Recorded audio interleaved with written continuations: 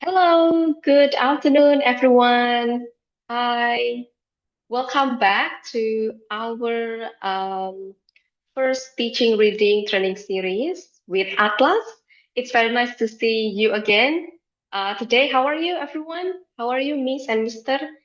Can you give me a thumbs up if you are doing good today? Oh, nice. Thank you, Mr. Isnoti. Mr. Isnoti is very excited. And Miss Fitri, Miss Juliana. Miss or Mr. Orin, hello. Okay, nice. Thank you very much. So before we start, maybe I would like to ask about the project so far. So this is our third session, but for the lecture, it's our second time. Nah, I really want to know about the project that you have done so far. We actually received around I think over 35 submissions. Yeah, Mr. Kevin. So that's actually quite a lot of time and quite a lot of number. And Mr. Kevin spent quite a lot of time to see your lesson plan in detail. And I think our team has already given you the feedback on email. So if you haven't received them, just let me know or let Miss Maya know later. So how's the project? Do you have any difficulties? Are there any challenges? What do you think about the texts that are given to you? Anyone wants to share? Boleh open microphone jika mau share. Siapa ini? Anyone wants to share? How was the project that you did? And if you actually use some help or you use some tools to help you to create the lesson plan, which is totally fine. How do you do it and everything? I think so far, the reading text one was the most chosen one, and then the third one is also the second most chosen one. Yeah, the least chosen one was the second, which is about athlete. No, about sport. Yeah, sorry, about sport. Okay, Miss and Mister, gimana? Anyone wants to share how you do the project kemarin? Ada nggak nih yang mau share dulu? Aduh, masa nggak ada nih, Miss? Don't be afraid dong. Kalau misal, if you're afraid, then how are we gonna teach our students untuk be confident in speaking, right? Okay, mungkin dari Miss siapa ya? You can raise your hand, anyone, or and then you can also turn on the microphone to share about your lesson plan, about the project that you did. For example, you found some difficulties in creating the lesson plan. You can tell us what the difficulties are. And then, do you find any like new things that you learn when you do the lesson plan? Gimana? Aduh, sepertinya masih malu-malu nih karena belum ini ya, mungkin baru-baru baru join langsung ditodong sama Miss Antila kali ya. Oke, baik. All right, then. I would like to maybe inform you a little bit about what we're going to do today. So, Mr. Kevin will give you an overview of feedback for you based on the project that you did last week. And then Mr. Kevin later on will give you sort of like a material about critical reading that you can also apply in your classroom. And there will also be another project, right, Mr. Kevin? Yeah, so it's gonna be an exciting project and it will really relate to the upcoming TKA.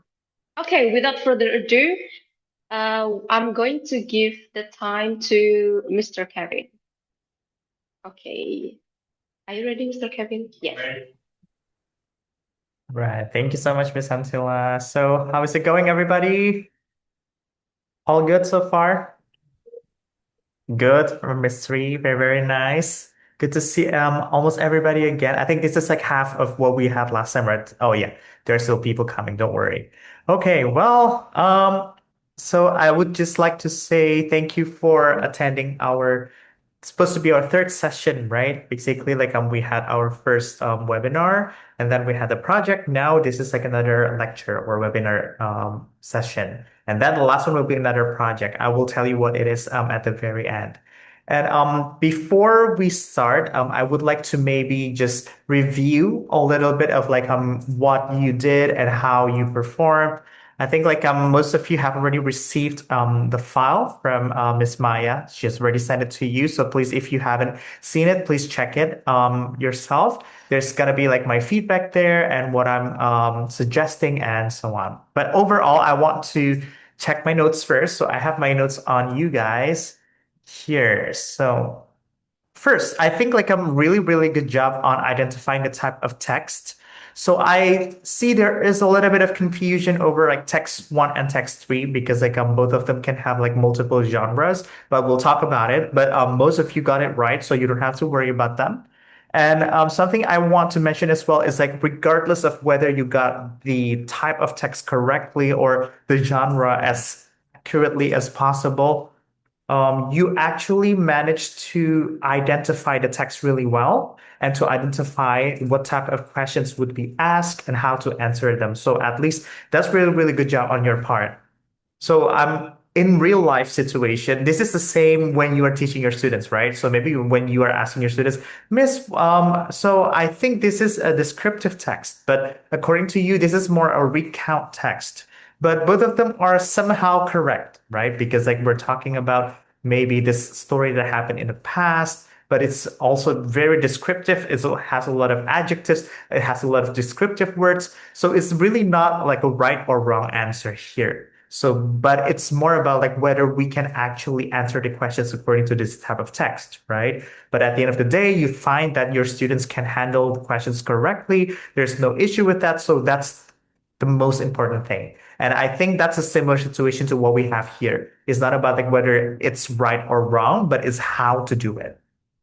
Um, so just a few things I want to mention.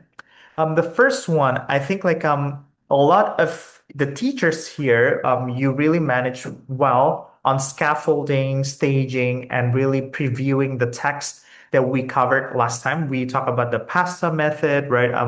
There was actually one person that actually mentioned the pasta method, which is really, really nice, connecting it to the lesson plan. But also some of you have like your own ideas of how to basically prepare the lesson beforehand and how to do the pre-reading activities, which is really, really great. And even until the during reading and post-reading activity itself, everything is really, really fun and really, really engaging. There were just a few people that I mentioned in the notes that have given you. Basically, that like you have to just maybe add a little bit more on the individual task itself. So after all, we shouldn't forget that this is a reading task, right? So as much as we want to make it fun, we want to make it very, very engaging. We want our students to be productive, but some of you have forgotten to include that individualized reading activity itself. So if you have done that, please just reflect on your lesson plan, just add it there, right?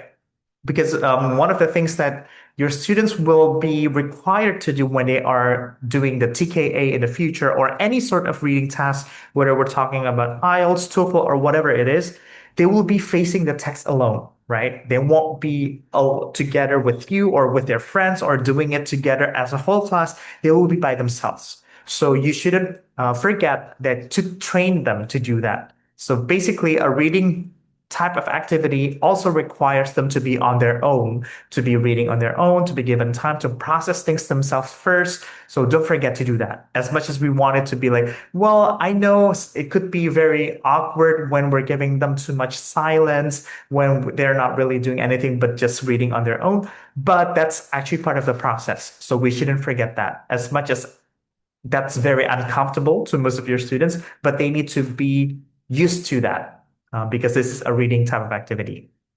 Okay, that's the first one. The second one is the usage of AI. So I know in the last session, I talked about like how AI is fine. You can use AI to help you. But I could see like some teachers are relying too much on AI. So because like at the end of the day, don't forget that this is for you, right? This session. So what we are doing for these 4 sessions in this reading series is for you. It's not actually for me or for Miss Antilla or for Atlas because our goal is actually to help you to improve your reading teaching skills. It's not actually to get the best result out of the lesson plan or the best plan from you to us. It's not about that. But what we actually want to see in the projects actually is your effort, how much you're trying to use what you have understood from the previous session and how you want to apply it in your class. It's not to make the best or the most neat lesson plan there is. Because if we want that to happen, we can ask AI ourselves, right? We're not going to require you to do it. But we also do not actually limit you to actually not use AI in your lesson plan because we understand AI can help our lives uh, become easier. It can help us to write things down for us, our ideas, make it more organized. So that's pretty much fine. But you really need to dig deeper. That's the same thing when I and Miss Antilla here are using AI to develop our question banks. So when we're preparing questions for our prediction test, we also are using AI to help us, right? But at the end of the day, we don't just rely on AI alone, but we also use our own intellectual device, which is our brain, to actually reflect first. So we proofread if the AI is actually doing it correctly and if it's actually applicable or not. Because at the end of the day, if your lesson plan is really, really wonderful, it has all aspects, but it's not applicable, it's not realistic enough, maybe in terms of the time or the type of students you're facing in class or the situation, the classroom situation, because you are the only one who knows it, right? Not AI, not the system, not me, not Miss Antilla, but you as a teacher. And I can see that if you're putting effort. I have seen some teachers here that actually wrote their lesson plan from scratch, which is really, really awesome. Of course, probably in terms of the content, you won't have as much as those who actually made it with AI, but I could see the effort and the understanding how you try to implement it. And actually, I appreciate that even more. So that's, I think, like where we should be headed. So not really just like, okay, I'm gonna ask AI to write a lesson plan for me and blah, that's it, right? But it's actually to dissect it even deeper, analyze it, and see how realistic it is to actually be used in your lesson. That's the most important part. Okay, that's about the usage of AI, and I could actually see a lot, some patterns of AI specific words. For example, let's say, well, this is to reduce heavy cognitive load. Okay, a lot of you actually wrote that in your lesson plan, so I understand that. Yes, we try to make the activity simpler to actually help them not be overloaded with a lot of information, right? But also like the usage of heavy cognitive load, make sure you really understand what that means, right? Because I also saw like there were very simple activities, so why do you have to worry so much about making it heavy cognitive load for your students? You don't really have to do that. So that's one part of it. Um, and the other one is for materials. So you do realize that in the lesson plan itself, there's the material section. For example, let's say what kind of materials you want to bring to class. I saw a lot of text. Some people were actually copying and pasting the entire text into the material section, which is fine. But what that is for is actually to encourage you to go beyond the text itself. We talk about it, right? Before we even jump into the reading text itself, we wanted to prepare, we wanted to scaffold what the student's understanding was, what the student's background knowledge was of the text itself before even reading it. So those become part of the materials, what you want to bring to class. It can be visual aids. It could become something like maybe realia you want to bring to class. Maybe you're talking about sports, right? Obviously, you want to bring maybe like real basketball or volleyball or soccer ball, talk about the difference, or even something else to help you with your warmer in class that can be in the material section. But it shouldn't just be about the text, because if it's just the text, that means you're only preparing, well, yeah, just to answer the questions, but not really to prepare them to get into the lesson itself. So, because we talk a lot about the pre-reading activity, that should have more content in it in the materials, okay? Another thing. So this is pretty funny, but one of the texts, it was text number 3, if I'm not mistaken, or number 1, about Machu Picchu, right? So everything was nice about this person's lesson plan, but suddenly inside the main activity, the Machu Picchu turned into Borobudur temple.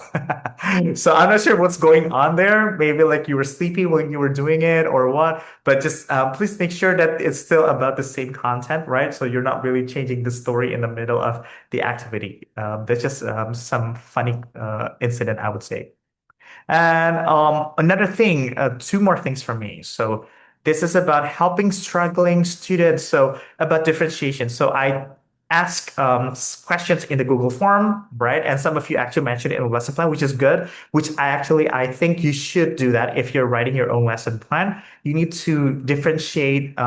You have to strategize your differentiation inside the lesson plan too, so you can differentiate effectively. But I'm seeing a lot of people actually asking um, or writing, I want to check on my students occasionally. I want to check their works from time to time, maybe go around the classroom, see if they need support or not. So that's fine. That's one way of actually differentiating in class, right? But we can't really do that all the time, if you get what I mean. For example, let's say we're really tight on schedule. What if we don't actually have time to do that for our students? So what happens to the students who actually need our support? Maybe they won't get our support for that day, right? So that's something you have to really be mindful of when you're writing this kind of strategy.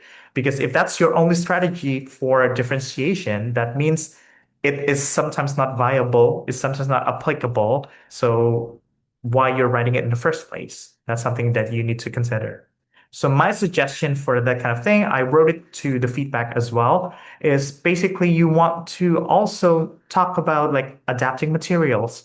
Do you think the materials you will bring to class, it might be too difficult for some students? Do you want to adapt them? How will you use AI to do that? Maybe you want to create something that's easier for certain students or something more challenging for the fast finishers, or you want to provide more resources, or you want to just do more formative assessments to make sure if they actually did understand your lesson or not, that kind of stuff. Okay, so that matters a lot when we're talking about differentiation. So differentiation is really the focus of curriculum merdeka, right? We talk about it for the longest time ever, but to actually implement in class, it's actually more difficult than what it actually sounds like.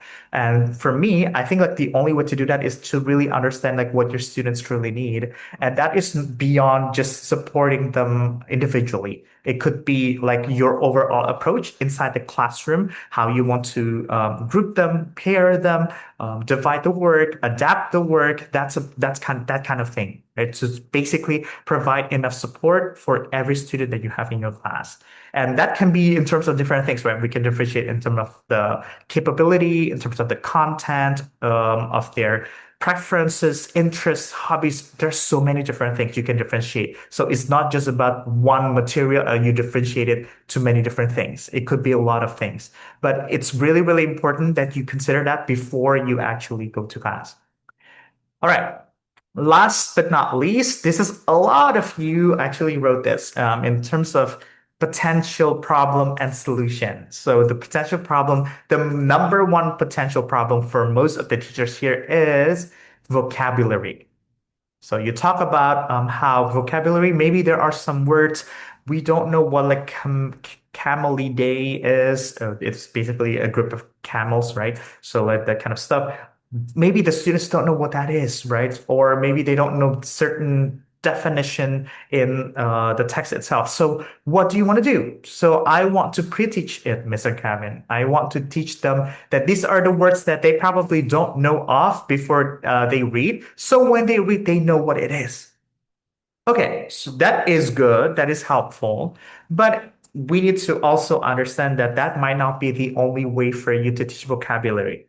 Why? Because when they're facing the actual authentic text in the future, when they're doing the test itself, they might face these kinds of words alone. They won't have anyone pre-teaching them the vocabulary. They don't know what they are. So they just have to guess what the meaning of each of these words is, right? So then it might be important for you to really think about whether you want to pre-teach all the vocabulary in advance Or if there is actually sort of vocabulary that you don't actually have to pre-teach, but they can get the ideas from the context clues, contextualizing, whatever it is that they can actually do themselves. I think that becomes more helpful for the students if you teach them like, hey, so there might be some words you don't understand today, but let's underline as we read, right? If you read any of the words that you don't understand, just underline them first. We'll talk about it later. Then, when we talk about it, don't give them the answers, ask them, right? So, from just looking at this, right, we're talking about camels, we're talking about desert, blah, blah, blah, blah. We're talking about difference between this and that. So, when you're taking a look at the sentence and you have this specific word, can you guess of certain things? I think it's about this. I think it's about this, mister. I think about this. Okay, one of them is correct. So let's take a look deeper, right? If you actually substitute that into the sentence, what word would actually fit the best? And they actually found the answer themselves. I think that would be the best way to do it instead of us just telling them like this is what it is. So when you read it, you will know what it is. There are well, you can do that to maybe like really basic learners, but if they're quite advanced already, if they have to take tests, TKA, or maybe IELTS or TOEFL, it might be more helpful to really, really understand whether that's actually part of the strategy of doing the test itself, doing the questions themselves, or if it's something that you just have to teach them because they're not at that level yet. So to distinguish that will really be helpful for you to actually teach them really well in terms of the vocabulary. Because vocabulary, yes, there are so many different ways you can provide pictures, things like that, right? But it's not always the case that you have to teach that in advance. Maybe that's actually part of the strategy for the students to figure out what the meaning is by reading the text alone. So that's something that I think I'm seeing really, really a lot. People just jot down vocabulary is the potential problem. So the solution is pre-teach vocabulary. I'm just saying it's not wrong, but that's not the only strategy for teaching vocabulary. Okay. All right, so I think that's basically it.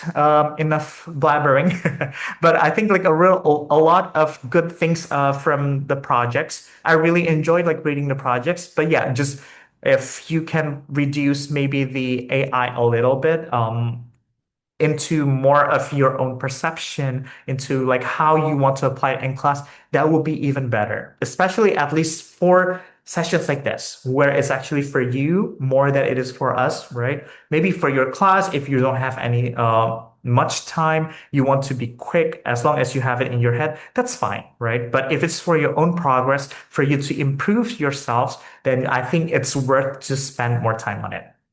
Okay, that's it. So let me share. Oh, wow, we actually have quite a lot of people already coming in. Really, really awesome. Let me share my screen now. Just a second.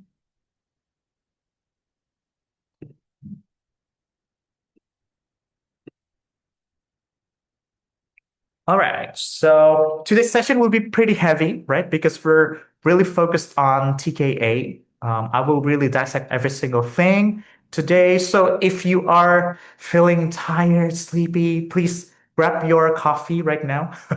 Have it with you because I think you will need it because we need to focus a lot. But as I have mentioned at the beginning, right, when we're teaching our students reading as well, this is the same for us. Reading is not an easy task for most people. It is not something that comes naturally for some people, especially when we're talking about long text reading like this. But this is something we have to go through. It's not something that we can just, okay, let me find a more fun way to do this, Mr. Kevin. Let's not do it in the boring way. Yes, you can do that, but at the end of the day, there is still some individual task that you need to do, individual part, which is like this. You have to read it yourself, process it in your own mind, and answer the questions yourself. You can't really discuss with other people because it might be your own perception on things, right? So for today's topic, yes, we're focusing on TKA, but if you're not teaching grade 12, grade 11, grade 10, if you're teaching maybe junior high school or even elementary school, I still think you can apply this in your lessons, right? Because we're going to talk about the steps for each of the reading texts that we're going over today that is possibly coming in the TKA, but you can apply it for any sort of text in your own field, okay? So today's agenda, we'll talk about the types of reading text in TKA. We talked about all the different types of reading text last time, right? In the first session. If you forget what they are, you can revisit the recording.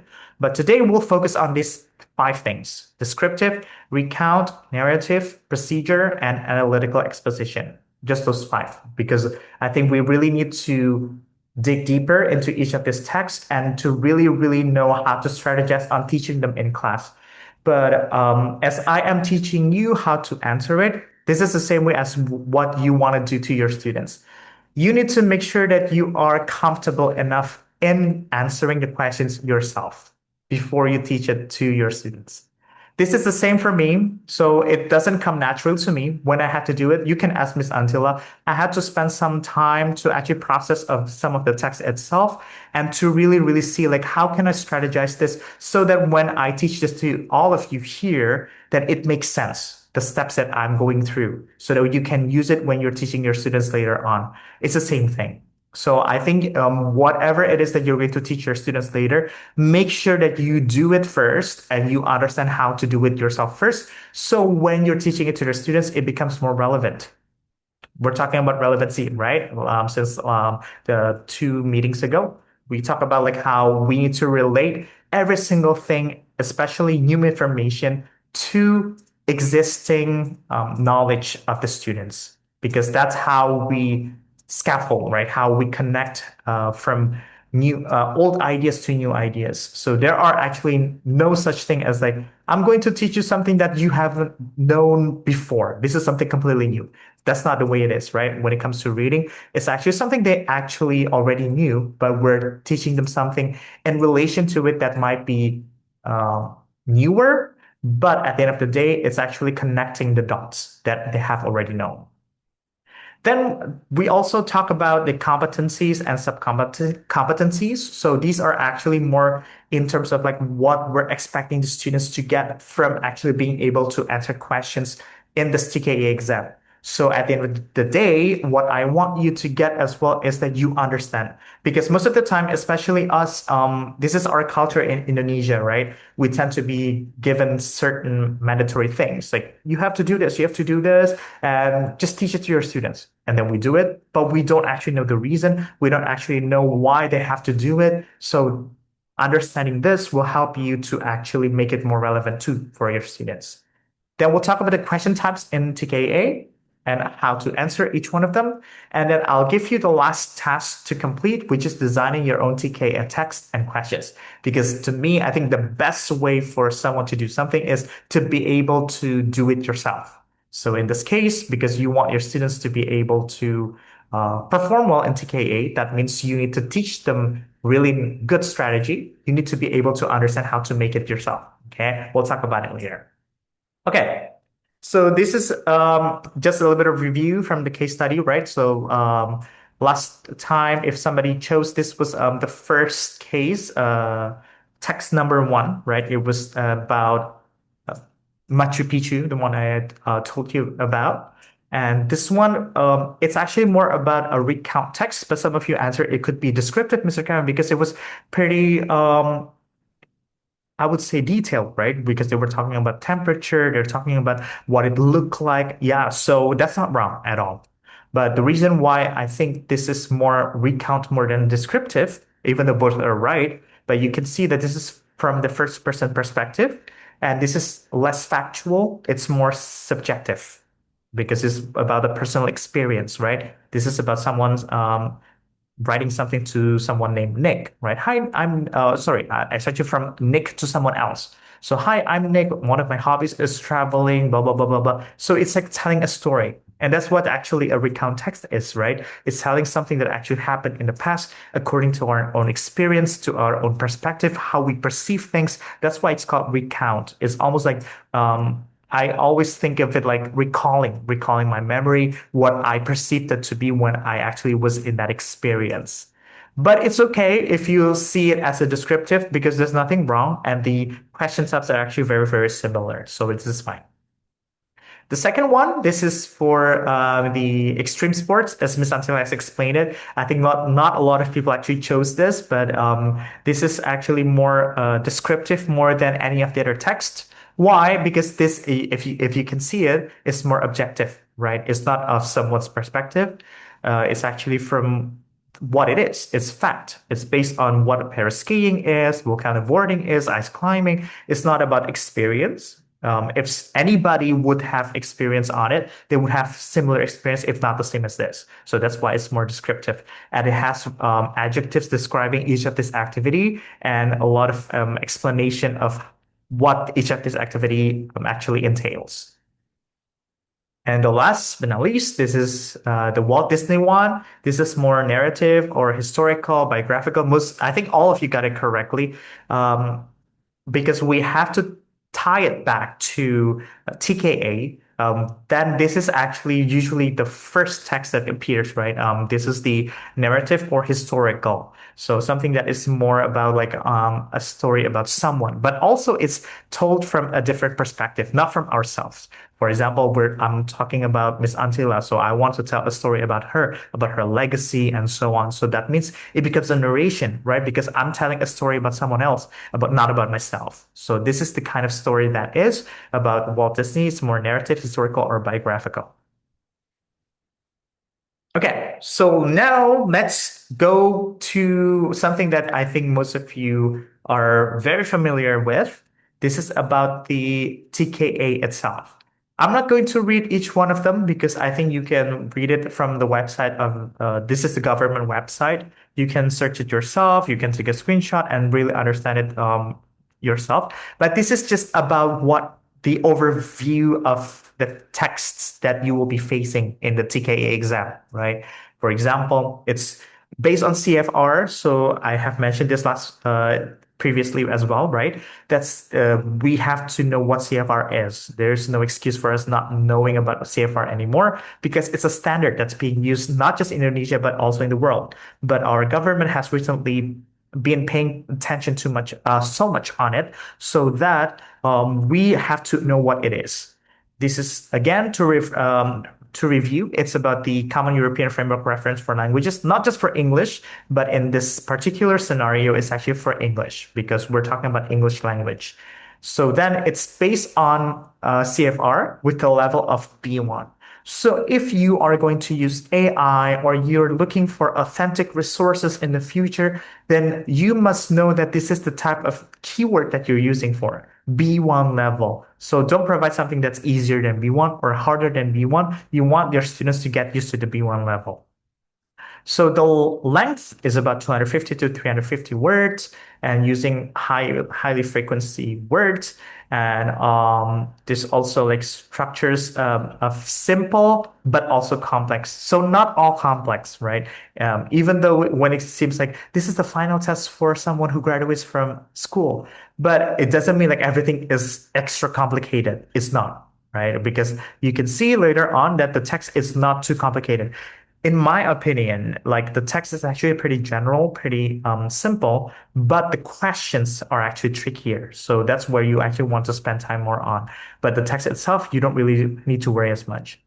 And then it's using context, daily context, vocational, academic, typical stuff. If you're using English books in your class, if, for example, if you're using Atlas books, this is nothing new, right? Because this is something that you're exposing your students on a daily basis. Because when you're talking about text that you choose in an English class, typically it's academic, right? It's rarely about like, let's just read for fun. Yeah, from time to time, yes, that's it. But from the books, usually it's pretty academic because we're preparing them for the final test later on in the future.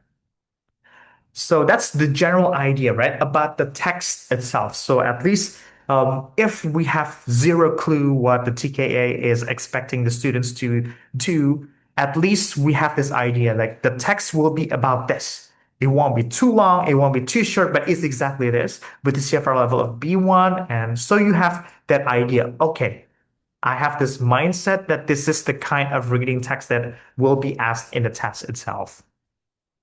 Then, when we're talking about competencies, we're talking about there is textual, inferential, and also evaluation and appreciation. But each of these actually has the subcompetence. You can see right on the right side. This has more specific ideas. Again, I'm not going to go over each one, but the way I'm seeing this, This is more of, let's say, if I'm asking my students to do something, they should be able to do all of these things. So if they don't know one of them, that means like that's my part as a teacher, making sure what I need to provide so that my students can actually do that part. But all these things we have discussed in the past, right? There's nothing new. You can see, right? It's identifying information, classifying, right? There's also like summarizing, nothing new, right? This is something that we're teaching our students if we're teaching them reading anyway. But it's about understanding, like, okay, that specifically means this kind of questions to be asked in the TKA, that kind of stuff. And same thing, this is for inferential, and this is for evaluation and appreciation. So you can take a screenshot or you can look in the government website yourself. It's available for everybody to see. This is not a secret or something that only certain people have. Everybody has access to it. So then this is like what we created. For example, let's say I want to create something that's more related towards textual comprehension, right? So I want my students to get used to the questions that will be asked about this, about locating, classifying, outlining, summarizing, synthesizing. Then on the right side will be the kind of questions that might be asked, right? So the idea from here is not to actually be able to do every single question, but it's to get used to maybe sometimes the students will face certain questions from locating or identifying. But it won't just be all about locating, right? Because there can be about outlining too. There can be about summarizing. It will be a mix of all.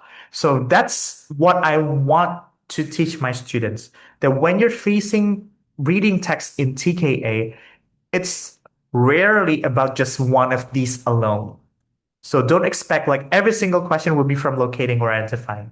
According to the text, when the specific take place or who is specific identified, that's all very scanning based questions, right? If we were taking a look at identifying information.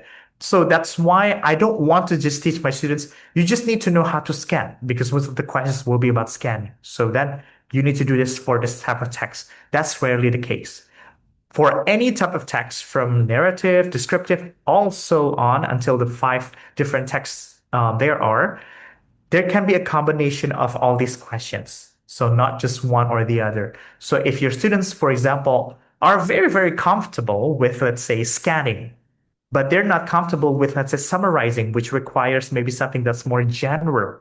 They need to be, what is that called? Drilled with finding the main ideas, the key points, finding keywords from each of the paragraph. Then, of course, you want to ask them more of these questions, for example. That's the way I'm seeing this. Okay. So it's not about like, okay, I need to make sure they know how to answer each one. But if they have, let's say, I think in question one, I have faced questions about scanning. So probably in the next question, it won't be about scanning again. It could be about skimming, or it could be like maybe reading intensively, or maybe something that is different about vocabulary. So then your students can expect better. So it's not just about preparing for just one type, but for many different types. That's the idea. You can also show this to your students because I don't think there's anything wrong. It's not to be seen as like I don't know, a guidance for themselves. It's just like a checkpoint where they're like, I think I know how to answer this kind of questions. Or if I don't know, I will ask my teachers, how do you answer this kind of questions, right? Like this, for example, this is more about inferential. Of course, there's going to be a lot about everything about inferences, but even with inferences, there are different strategies, right? We have inferring supporting details, main elements. So even those, just hearing those, you understand, right? Details, obviously, you need to pay attention to scanning again. But if it's main elements, we're talking about big chunks, about paragraph, not just every single word or every single sentence. Sequence of events, making sure that we understand which comes first, which comes next, and so on. There's comparisons, cause and effect relationships, character traits, predicting for the future, so on. And last but not least, which is the evaluation and appreciation, we have the evaluating reality versus fantasy, fact versus opinion, adequacy and validity, relevance and suitability, and responding to text content. So for this, you can see on the right side, right? Um, especially for evaluation and appreciation, I think like these actually come at the very least of the TK exam because usually it's just like one or two per text, but the rest could be like two, three, four questions per text. But it doesn't mean that it doesn't appear in the text. So as much as we think, I rarely see these kinds of questions, Mr. Kevin. Yes, but it doesn't mean it's not going to come out. It might come out, so you have to prepare. But if let's say if I have to prepare my students, I would really, really pay attention on the big points first, right? And then this might come last. But it doesn't mean it doesn't come at all. So please also pay attention to this and see like if your students are struggling or not, and provide them with the right support. If let's say understanding the sub-competency would be quite difficult, at least get them used to the questions. For example, I'm just gonna like pick a random question here. Which emotion best describes your immediate reaction to blah, blah, blah, blah, blah, and why, right? Obviously, that's not going to be asked in the question directly like that. But the question about emotion, about empathy, fear, excitement, frustration, that means my students need to be ready if they're going to be asked about emotion type of questions in the exam itself. And it might appear. So then you have to prepare them for it. That's an example how I will see this, okay? And you don't have to do everything in one seating, right? You can do it like within like the entire academic year. You can just pick a point like certain things from today's lesson, next for the upcoming lesson, and so on. Because if you go over each one at the same time, I think it will become, well, that's the heavy cognitive load that all of you were talking about, right? We don't want that. And this is the most common composition, I would say, that actually appears. But again, right, we don't know what's going to come next because with TKA, it's a bit tricky because the ones who are actually making the exams are actually the teachers from national schools in Indonesia, right? So we don't know like what kind of questions our students will get. They might get questions from different provinces. Our questions might be asked in different provinces. So we don't know. But at least if we're taking a look at the example, this is kind of like what each of the text weighs. For example, text one will be more about five questions, and then five questions, three questions, four questions, and so on. So I would say it's going to be between three to five. There are no texts that only have two questions. At least there are three. At most, probably they have five. I'm not sure if there's going to be six or not, but I think five is a good number for the students to actually get used to. So this is really important for the students to manage their time effectively. So you can tell them basically like, well, if you feel, let's say you have spent too much time on one text, then it's time to move on, for example, right? You're going to have more opportunities in other texts instead of just focusing on one and not being able to answer it. That kind of stuff. That's how I would see this composition. But it doesn't mean you cannot promise your students, okay? So please bear in mind, you do not promise your students it will be exactly like this because Mr. Kevin said so. No, it's not. That's not what I'm saying. The weight will be pretty much similar, but it's not going to be exactly like this or in this order. It could be exposition first, could be narrative first. In certain cases, as I've seen narrative comes first and a descriptive later. It could be that way, right? But just see it that this is the kind of composition that might be faced. All right. And just to review, right? So for whichever text that we're going over today, don't forget to do this. But I'm not going to review each one, but at least with the pasta method, what I want you to remember for your students to do is that when they're facing the test later on, that they remember to do this. They don't forget and they just suddenly become really nervous and just read, answer, read, answer, read, answer. If they're doing that, then they're going to not remember the strategies that you are teaching them in class. What we want them to remember is like, well, you need to identify the text and then identify the questions and then identify the answer types. What kind of answers will be required to do this kind of that, right? The steps are the most important part. If, for example, this is going to be like the worst case scenario, the worst case scenario, if all the questions will require the students to read intensively, which means they have to read every single detail inside the text. And the students do not remember the main ideas. So for each question, they will start from the beginning.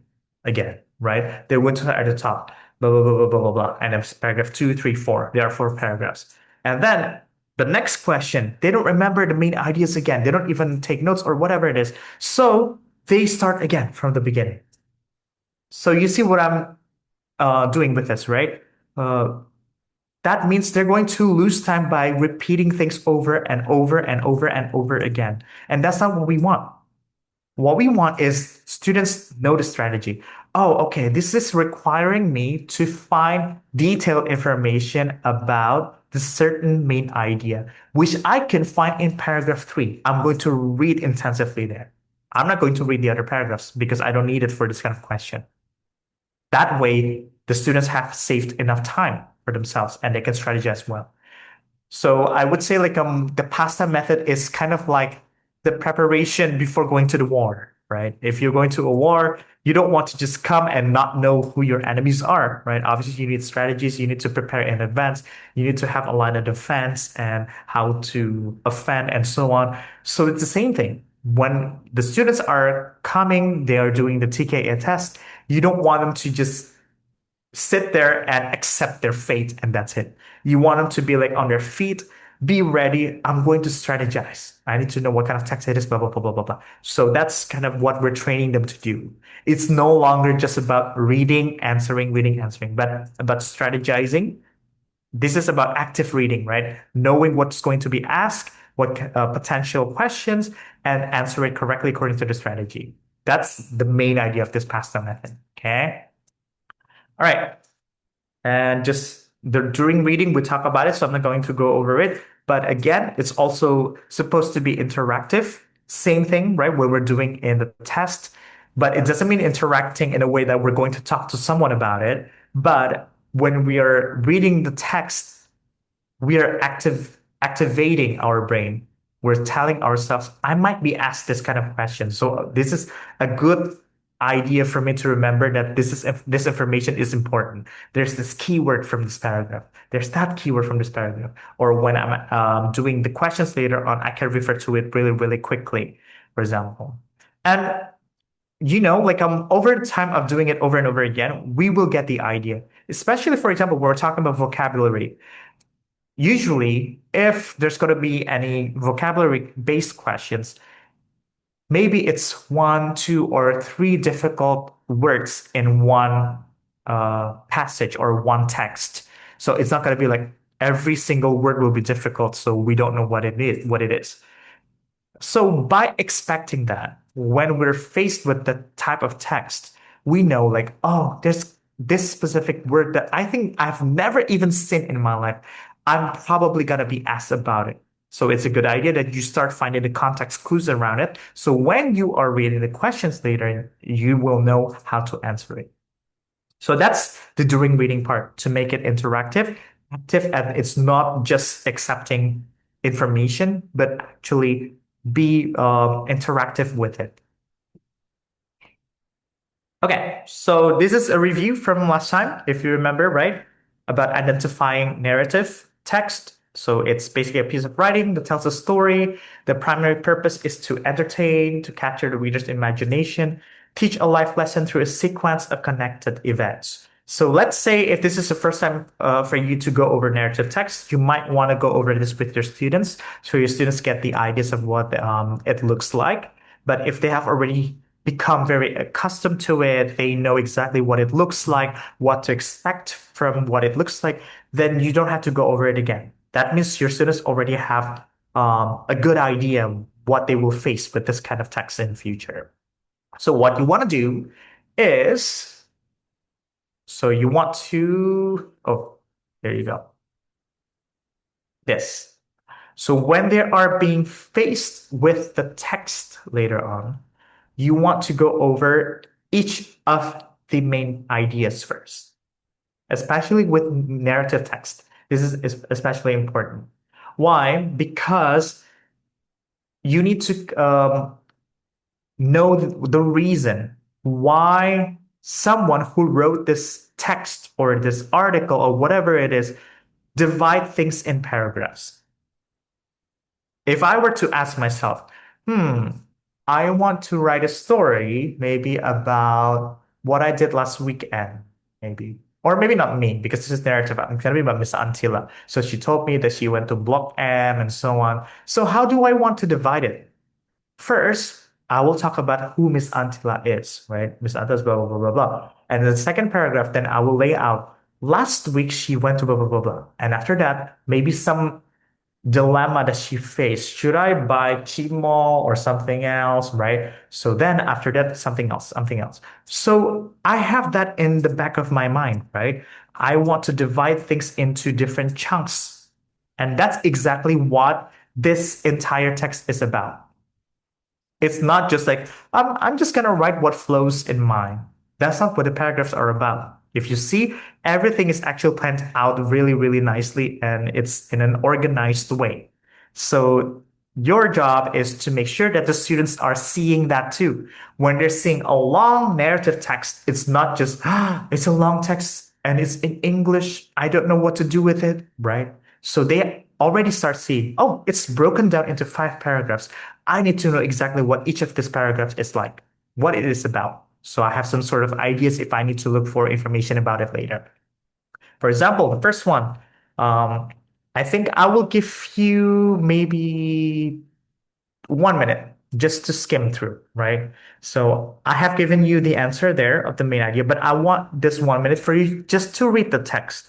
I'll give you the time and then just read the main ideas, see if you agree with me or not. Okay? I'll give you 1 minute. It starts right now. So we'll start and around like 4:03.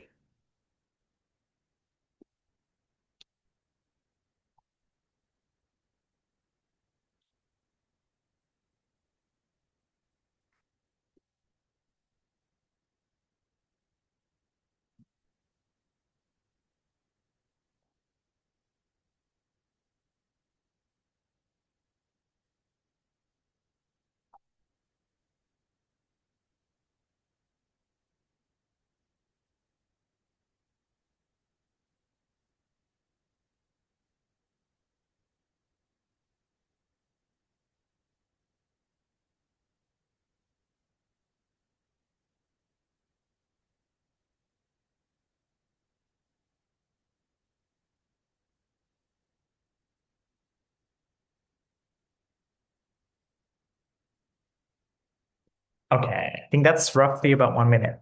So the reason why I give you only 1 minute, right, even though this is such a long text, it's the same for your students later on, because we're not talking about details yet. We're just talking about main ideas, about what to look for each of this paragraph.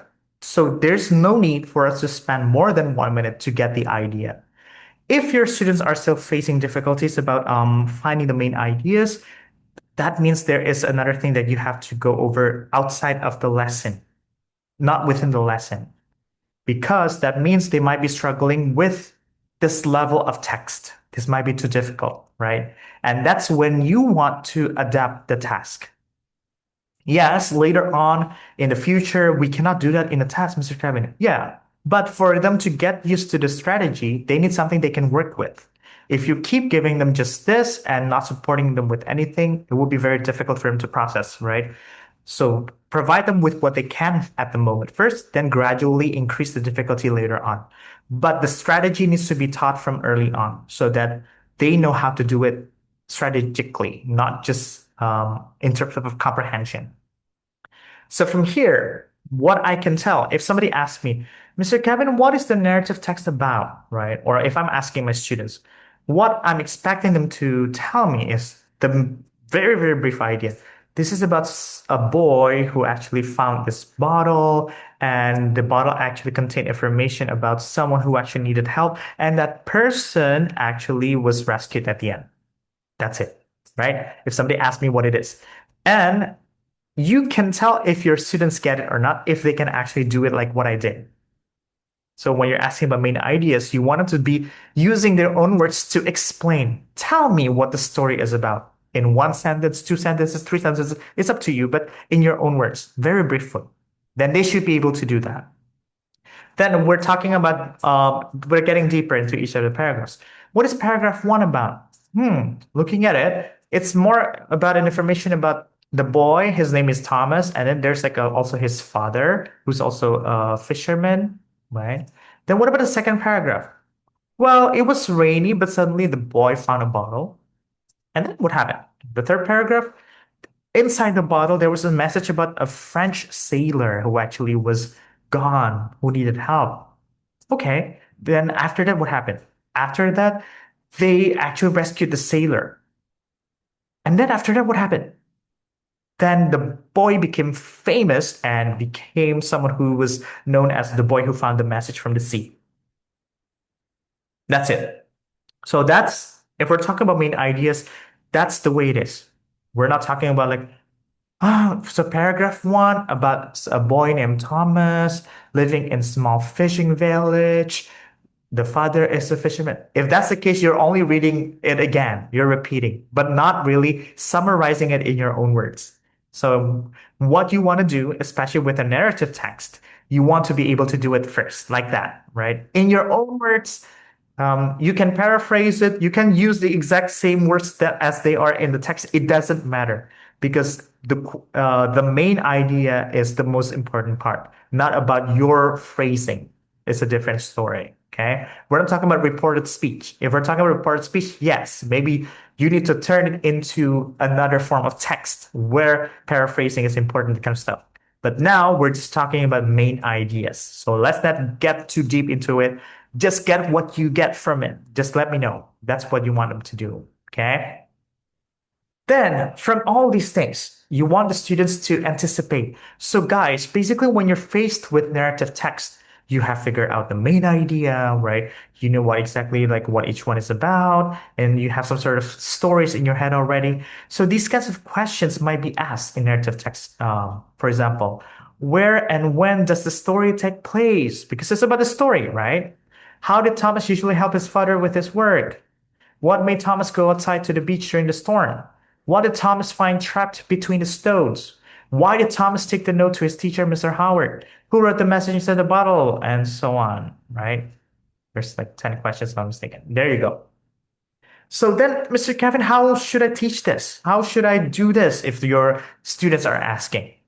So because we have already tackle, right? The biggest part, which is like the main idea of the entire passage, the main idea of each of these paragraphs. Then let's see if we need to go and visit certain parts of the text itself. For example, number one, where and when does the story take place? It's really easy, right? Because where can you find information about Thomas and his father? It's about the first paragraph, obviously, Mr. Kevin. It's not that difficult. Yeah, sure. So you know exactly how to do it, right? The story takes place in 1815 in a small fishing village on the coast of England from paragraph 1, sentence 1. That's the way it should be done, right? Then number 2, how did Thomas usually help his father with his work? I think it's still information about his relationship.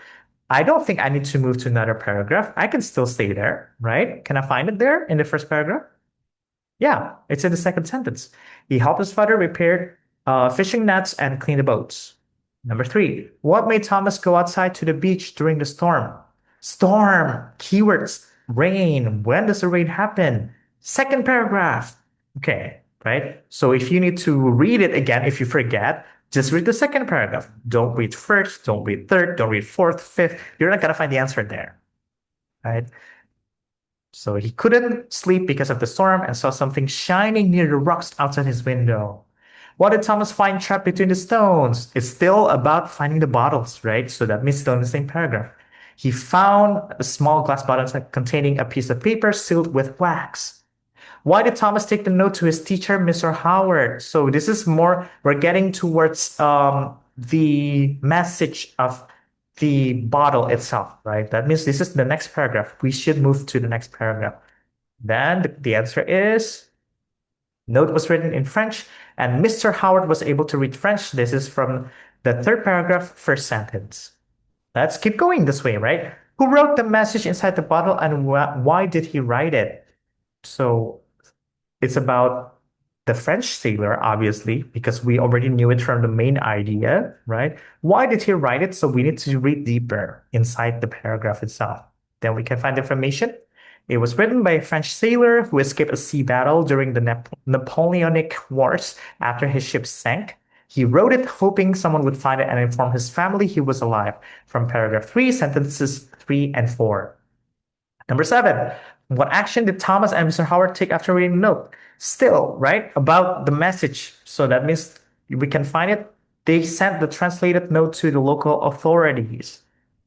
That means that's after they translated it, they knew who it was, they went to the authority, and the authority rescued it. And what news did they receive from France a few months later? Okay, probably if I forget because I didn't note it, I know it's gonna be like towards the end of the paragraphs, right? Because this is more of a few months later. It's not like towards the beginning.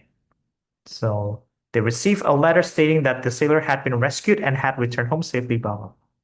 What nickname did Thomas earn after these events? Well, I already have the quote unquote there, the boy who found the message, right? Really, really easy. Last one, how did Thomas feel about what he had done, even though he had never met the sailor? He felt proud knowing he had brought hope to a family across the ocean. So that's how we should do this. And the questions actually are not the questions that are asked in TKA yet. But these are the questions that you want the students to be able to do without even looking at the answer keys or even the answer options.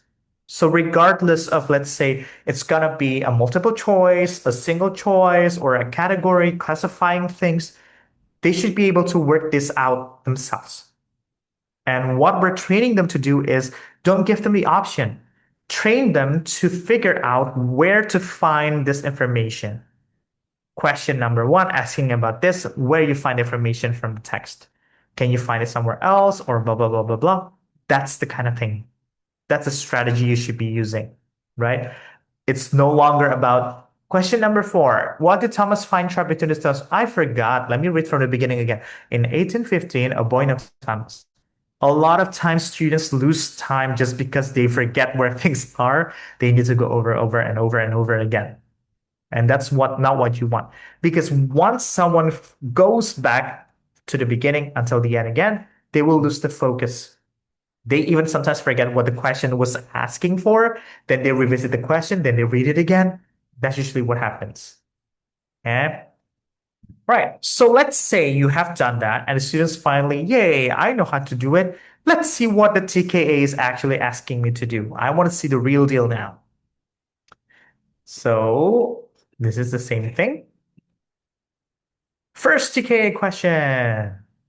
Which of the following best represents the main points of the story? So this is actually a very, very similar question to what the example has in the website. You can see it later. But also, this is something we have in our prediction test, in Atlas TKA prediction test. So we have actually prepared these kinds of questions. And it's really, really funny when I actually prepared this slide that after doing it this way, very strategically, it becomes very easy to answer. You will see what I mean, okay? So let's read. Which of the following best represents the main points of the story? A. Thomas lived in a fishing village. He found a bottle with a message. The message was from a sailor. The sailor was later rescued. B. Thomas found a bottle. The bottle contained money. He gave it to his father. The family became rich. C. Thomas was a sailor. He lost his ship. He sent a message. The message was found years later. D. Thomas dreamed of becoming a fisherman. He went to the sea. He got lost. He was saved by a French sailor. E. Thomas' father discovered a bottle. He read the message. The message was about a treasure. The village celebrated. See what I mean? We talk about it. We didn't even know what the TKA was asking us to do, but we already had the answer just by breaking it down into the main ideas of the paragraphs. Then obviously, what is the answer? It's A. A. Yay, thank you. Someone had answered A. Awesome. Great job. Okay. So that's breaking it down that way, right? That's the first question. We'll see it in the next question. So let's check. Well, there's the explanation there. Thomas's peaceful life, discovery of the bottle, and so on. Even just by reading the main ideas without me having to read it over and over again, I already got the answers. Okay, next. So this time, I'll give you some time to think first, right? Because I have mentioned this is reading. Reading takes some time for us to process things ourselves. You can process it first and see like how you want to answer it, and we'll see, okay? But I'll read the question to you, but you can start processing. Why did the French sailor write the note? A, because he wanted to tell people about the sea battle. B, because he wanted to ask Thomas for help. C, because he planned to return to England soon. D, because he hoped someone would inform his family that he was alive. E, because he hoped someone would inform his family that he was not alive. So I'll give you some time, maybe 30 seconds just to think. You can write your answer down in the chat box. So maybe Miss Antilla can help me see it too. Mm.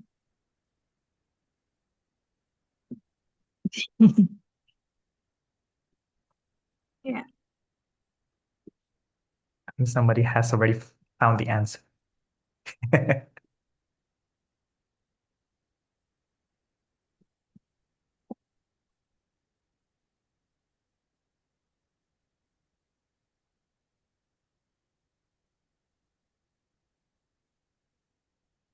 Okay. Anybody has the answer? D. D. Someone answered D. All right, let's see. What is the answer? Yay, it's D. So where can you find information about what the French sailor write in the note? Is it paragraph one, two, three, four, or five? We can see for the main idea, right? Which one says something about the French sailor writing a note? Third paragraph, right? Message about the French sailor. That's the way it is, right? Is actually that easy. It's like breaking it down and tracking it back, see it. It makes much more sense than us just reading the whole text, right? Breaking it into chunks really helps. Okay, next question. Same thing. Question number three, compare the traits of Thomas and Mr. Howard based on the story. So this is where things get a bit more complicated in the TKA exam, right? Because they have this kind of question types too, which is the what is that called? Categorizing or classifying things. They like to ask this kind of questions where you put each of the idea into one of the categories. And for this, the only way is to do a substitution or yeah, elimination, I would say, elimination method. So you want to go over each of the things that they mentioned there and find information about it and answer. That's the only way, right? If you try to remember things, you can, but most of the time you will already forget because there's a lot of information to take, right? So for me, I think it's always easier for us to just check one by one. For example, this is compare the traits of Thomas Mr. Howard based on the story. Okay, so number one, they are curious about the message in the bottle. Okay, so where can we find information again about the French sailor? It's about the third paragraph. They understand Yeah. French language. Where can we find information about who understands the French language? Obviously, Paragraph about two. yes, paragraph three, and also a bit about four, right? But Mr. Howard. And the last one, take action to help the sailor and his family. Obviously, that's going to be the last one, right? This same thing. So if we take a look, yes, so it's about this similarity, Yeah. Yeah. That understand. difference, because only one of them understood, right? The French language, only Mr. Howard. Thomas doesn't understand. That's why he asked Mr. Howard. And the last one, yay, you Similar. take action. Yeah, similarity. Take action to help the sailor and his family. So because it's about both of them reporting to the authorities, not just one of them. Okay. All right. Cool. So that's for question three. Question four, let's take a look again. What does the phrase brought hope to a family across the ocean most likely mean? A. Thomas gave money to a poor family in another country. B. Thomas helped a family in another country feel happy. C. Thomas traveled to meet the family in France. D. Thomas became famous for rescuing the sailor. E. Thomas wrote a letter to the sailor's family. A. Okay. Any other answer? One person said A. So this Thomas is wrote a letter. terus. So, one thing to keep in mind with TKA questions, they like to trick us, right? So please be really, really careful when the question is something that we feel like we already know the answer without reading it in a text. So we still need to double check, make sure that that's what it actually means in this context. So, for example, for me, I would also say A if I didn't know the context. Why? Because it brought hope to family across the ocean. That's the literal meaning, right? I'm giving maybe like money to someone who actually needs it. But in this context, if we actually think about it, here, we find it in the last paragraph, right? From that day, Thomas became known as the boy who found the message from the sea. Though he never met the sailor, he felt proud knowing he had helped bring hope to a family across the ocean. So, what is that hope? That hope is that they can actually see the sailor again. The family can be reunited. So, that's why Thomas is happy, right? Thomas is happy because he actually helped a family from another country, which is from France here. So that's okay. That's why it gets tricky, right? So in this kind of questions, make sure that the answer comes from the text, not from our own knowledge, because that's where the trick goes in TKA types of questions. And last one for narrative text. Right. Which of the following moral values can be learned from the story? So this is another tricky one. So previously it was tricky, but this one is even trickier. Why? Because there is more than one correct answer. It says click on every correct answer because it will be on a computer later on, right? So they can click A and B and C and D and E. There's no limit. It can be two correct answers, three correct answers, four, or even five correct answers. But it cannot just be one because it says there is more than one. It doesn't say there is equal, there is one and more or more than one. It says exactly there is more than one. So you must make sure at least that you are answering two or even more answers. So D. nice. Okay, let's take it step by step. For example, I want to answer this. Let's say my students don't know how to answer it, right? Obviously, I want to go eliminate each one. So, for example, A, people should always obey their parents' instructions, the moral values. Okay. Is there anything about moral instruction? Let's see. Well, in my knowledge, I would say yes, right? That's especially living in Indonesia. We know that our parents always tell us what we need to do and we need to follow them. That's for us. But the text doesn't actually say anything about it. So don't choose A. B, curiosity can lead to valuable discoveries. Let's see. Hmm. So Thomas' curiosity led him to discover the bottle and learn something meaningful. So at first he didn't really think through, right? He just found the bottle and turned out by actually figuring out the message inside the bottle, he helped someone. So that's actually one of the answers. C, Yes. it is better to keep secrets than to share them. It's actually pretty No. easy, right? Yeah. No for the answer or no for the meaning. So, yes, that's right. It's no for both, right? Because it's not right. And it's also stated in the text that we shouldn't do it. Because if Thomas had kept his secrets, then this person, the French sailor, wouldn't have been saved. Next one. Helping others, even in small ways, can make a big difference. Let's see. Is there any information about it? Right? In the last paragraph, by helping translate and message, Thomas helped the sailor's family. So, yes. And last but not least, E, knowledge and language skills can be used to do good things. Yeah, because in paragraph 4, right, the translation that was sent to the local authorities actually helped Thomas to help the sailor. So, how many correct answers are there? Three. Two, three? Miss Three. Ansel's Three. holding three. Yay, there are three, right? Okay. Yay. So this is really, really tricky. My only suggestion for your students to do this is they need to do it one by one. There's no other way. And they need to really, really check it because this is where the TKA is going to trick your students. They might think like, oh, I know the answer because to me, the moral is we should always obey our parents' instructions. So we always choose A, right? But we want to tell our students that's not always the answer. The answer needs to be based on the text, not based on our own belief. So that's the tricky part here. Okay, so very, very good for doing the narrative. Let's move on to procedure. So do we need to take a break, Miss Antila, or we're good to? It's fine? Okay. All right. Are you guys fine there?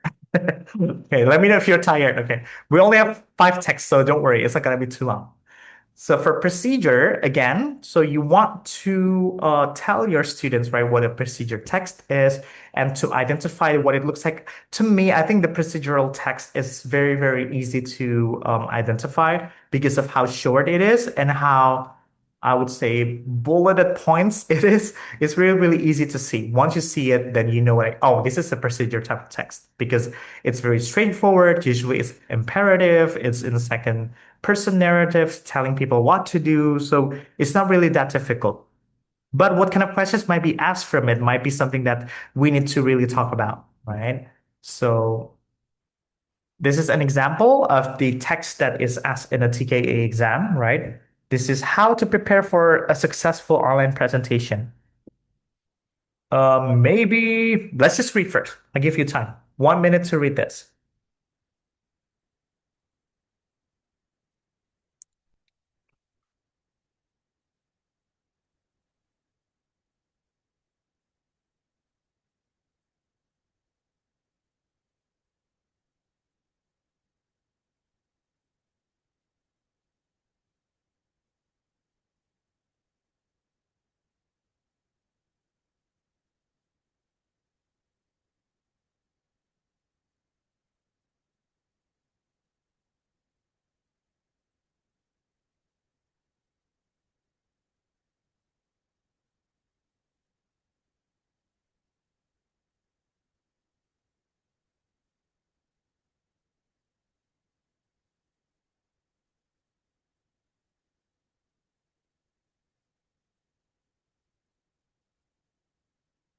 All right. So I think that's exactly 1 minute.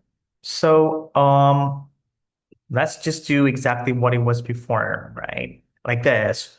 So I think for procedure is very easy, very straightforward, but I still want to break it down because I think that's the easiest way for us if we know how to find things ourselves, not based on what the author actually wrote it, but for our own idea. Because, for example, it might say like there's plenty of content, check your equipment and setting. It's pretty much easy, right? To find things there. But maybe if I write it in my own words, when I try to find information later on, then like it will trigger my brain even faster than if I didn't really actually point it out myself. So when I break it down, of course, I'm going to um, use my own words to describe about each of the paragraphs there. Well, not really a paragraph, just a section, right? So for example, step number one is about the main points, organization of an online presentation, right? And then making sure internet devices and I look professional and record and practice for the delivery. Eye contact, speak clearly, gestures, and last but not least, why do I need to reflect? Because I need to reflect to become more confident in the future. So that's the main idea again, right? If somebody asks me like, what is the text about? Then I can just use this. Right? It's about preparing for an online presentation by making sure that we know the main points, organizing in advance, make sure our internet devices and professional look, and then we'll record and practice from time to time, make sure our eye contacts are intact and speak clearly, use proper gestures, and we keep on reflecting to become more and more confident. That's it, right? Then, same like before, we need to find the anticipated questions. And if you want to do this in your lesson, in your class, you can even ask AI to do it for you, right? You don't have to come up with the questions yourself. Ask AI, maybe like just give them the text. Hey, can you help me find the anticipated questions so I can guide my students? But later on, once your students are used to it, then you can brainstorm together in class. Guys, if let's say the text is about this, what kind of questions might be asked? What do you think? And just jot those things down on the board. But please make sure that if you do it chronologically first, because it's rarely jumping from the bottom section to the upper section and the middle. It's usually in order. But your students might actually brainstorm widely, right? So because we cannot control what they think of first. Maybe they think like, it's about, maybe the question is, why do we need to reflect? Then that's about step 5, right? You still put it on a board, or if it's in a computer, just write it on a computer. But just make sure that maybe before it, there's going to be other questions because this is the last step, for example. That's how you should plan things out. But the best kinds of anticipated questions actually come from yourself. So from you and from your students. So then you can be sure that like you really, really know what kind of questions are asked.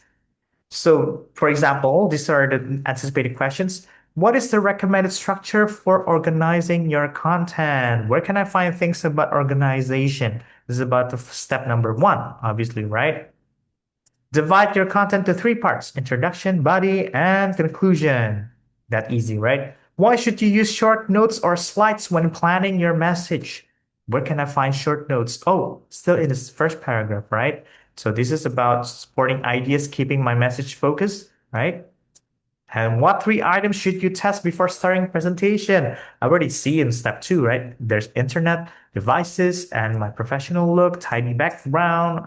So you can mention all the things. What kind of environment should you choose for your presentation setting? A quiet, well-lit space with a tidy background.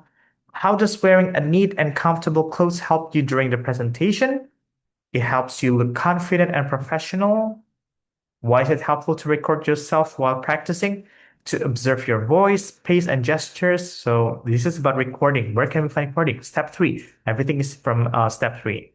What are the 2 benefits of rehearsing your presentation several times? Where can I find anything about rehearsal? Rehearsal is about practice, right? So still in step 3. Where can I find it? It reduces anxiety, helps me sound more natural. How can I create eye contact with an online audience? Where can I find eye contact? Oh, step number 4 about engaging the audience. How can I do that? Look directly at the camera while speaking. What should you avoid doing while speaking to your audience? Reading directly from the slides. What should you do after finishing your presentation? Reflect on what went well and what you could improve. So I think, as I have mentioned, procedure text is actually very easy to expect. We know what the type of text it is, and the questions you can see are pretty straightforward, right? They're not like asking what is the author's intention, what the story is about, the moral. That's not about procedure text. Procedure is straightforward. It's just like step by step, what we need to do before, next, the reason why we're doing certain things. That's it, right? It's pretty straightforward.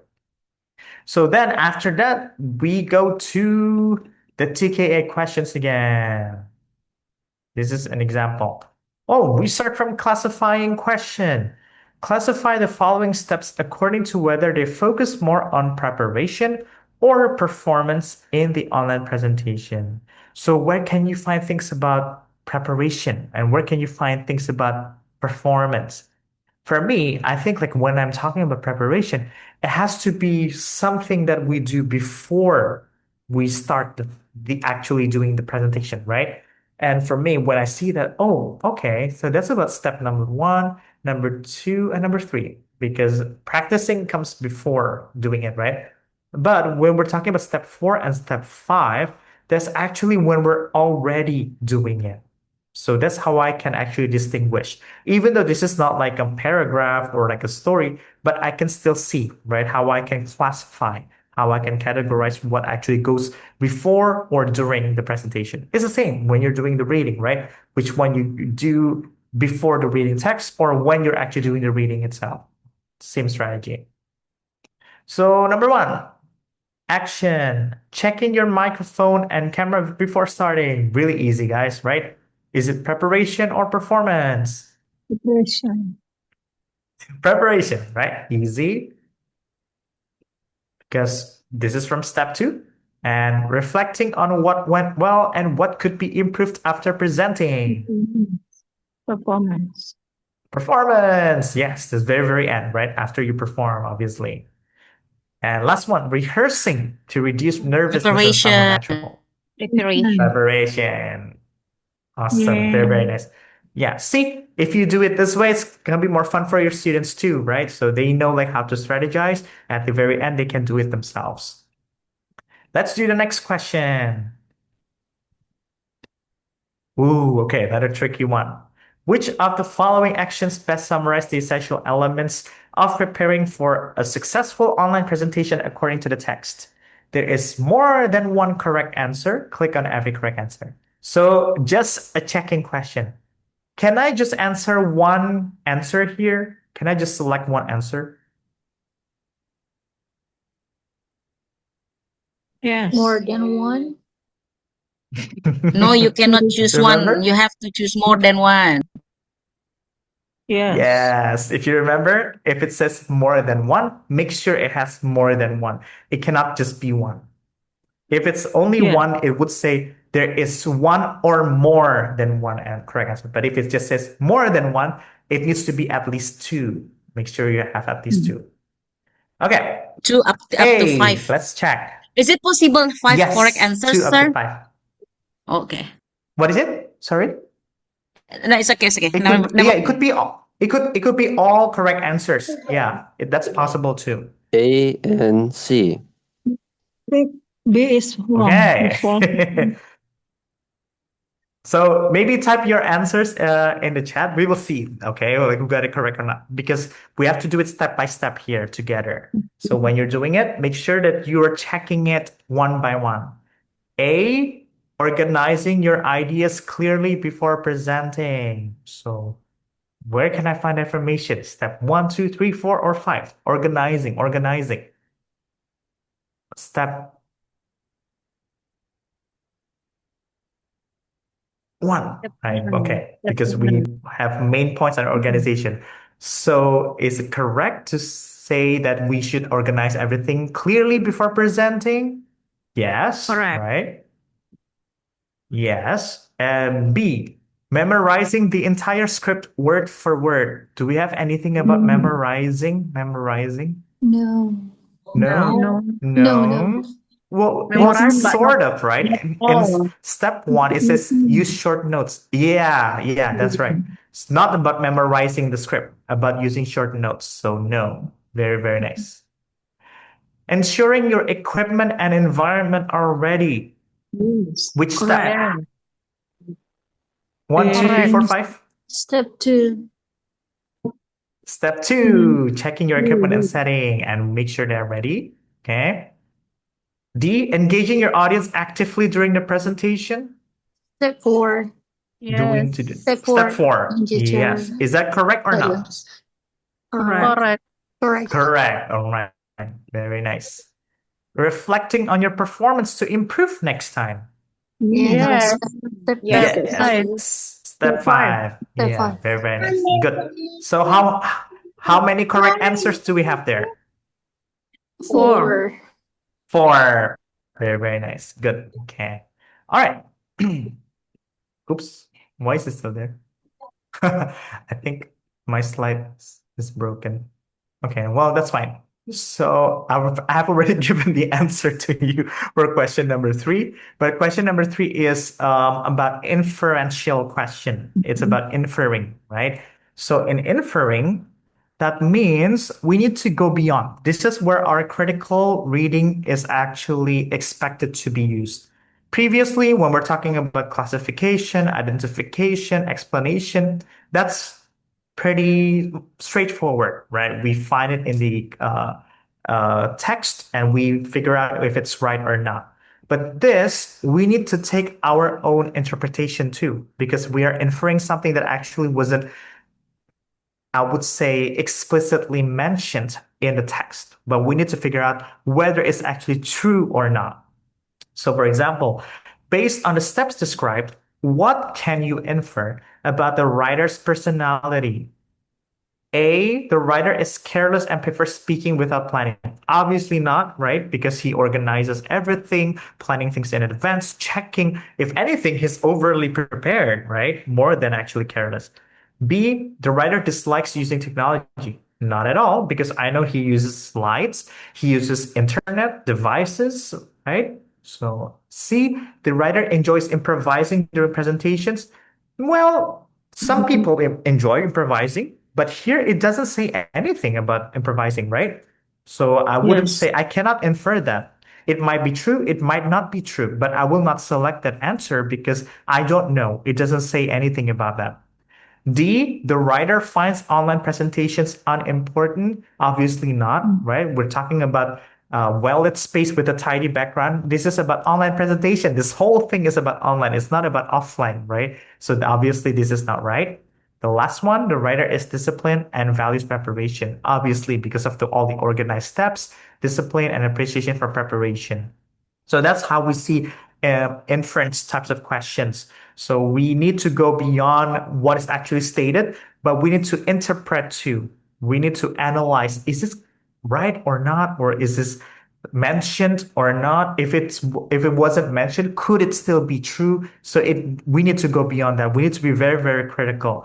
And it's fine if you have differences in your class. There might be some students saying like, I think it's still maybe, for example, I think C could be true, Mister, because what if he likes improvising? Well, we can challenge that idea, right? We can say, but what if he doesn't?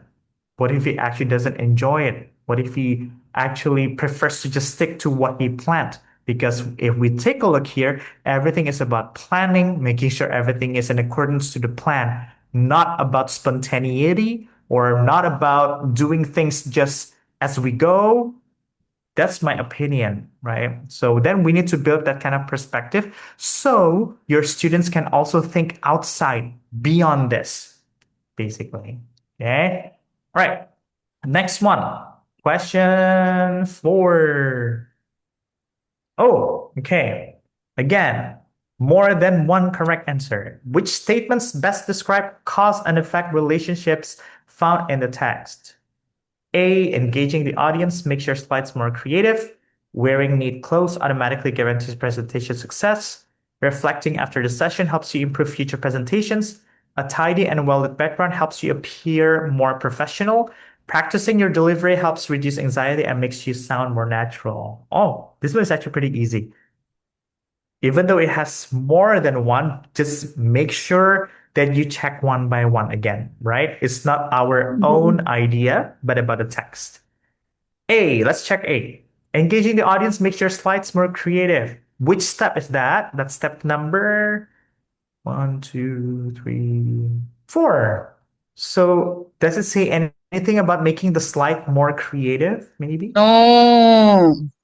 No. If anything, it's supposed to be the other way around, right?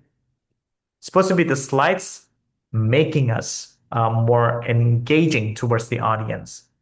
B, wearing neat clothes automatically guarantees presentation success. Where can we find information? Neat clothes. No. Automatic Step guarantee is 2, yeah. Professional look. Professional look. professional. But does it say guarantee presentation success?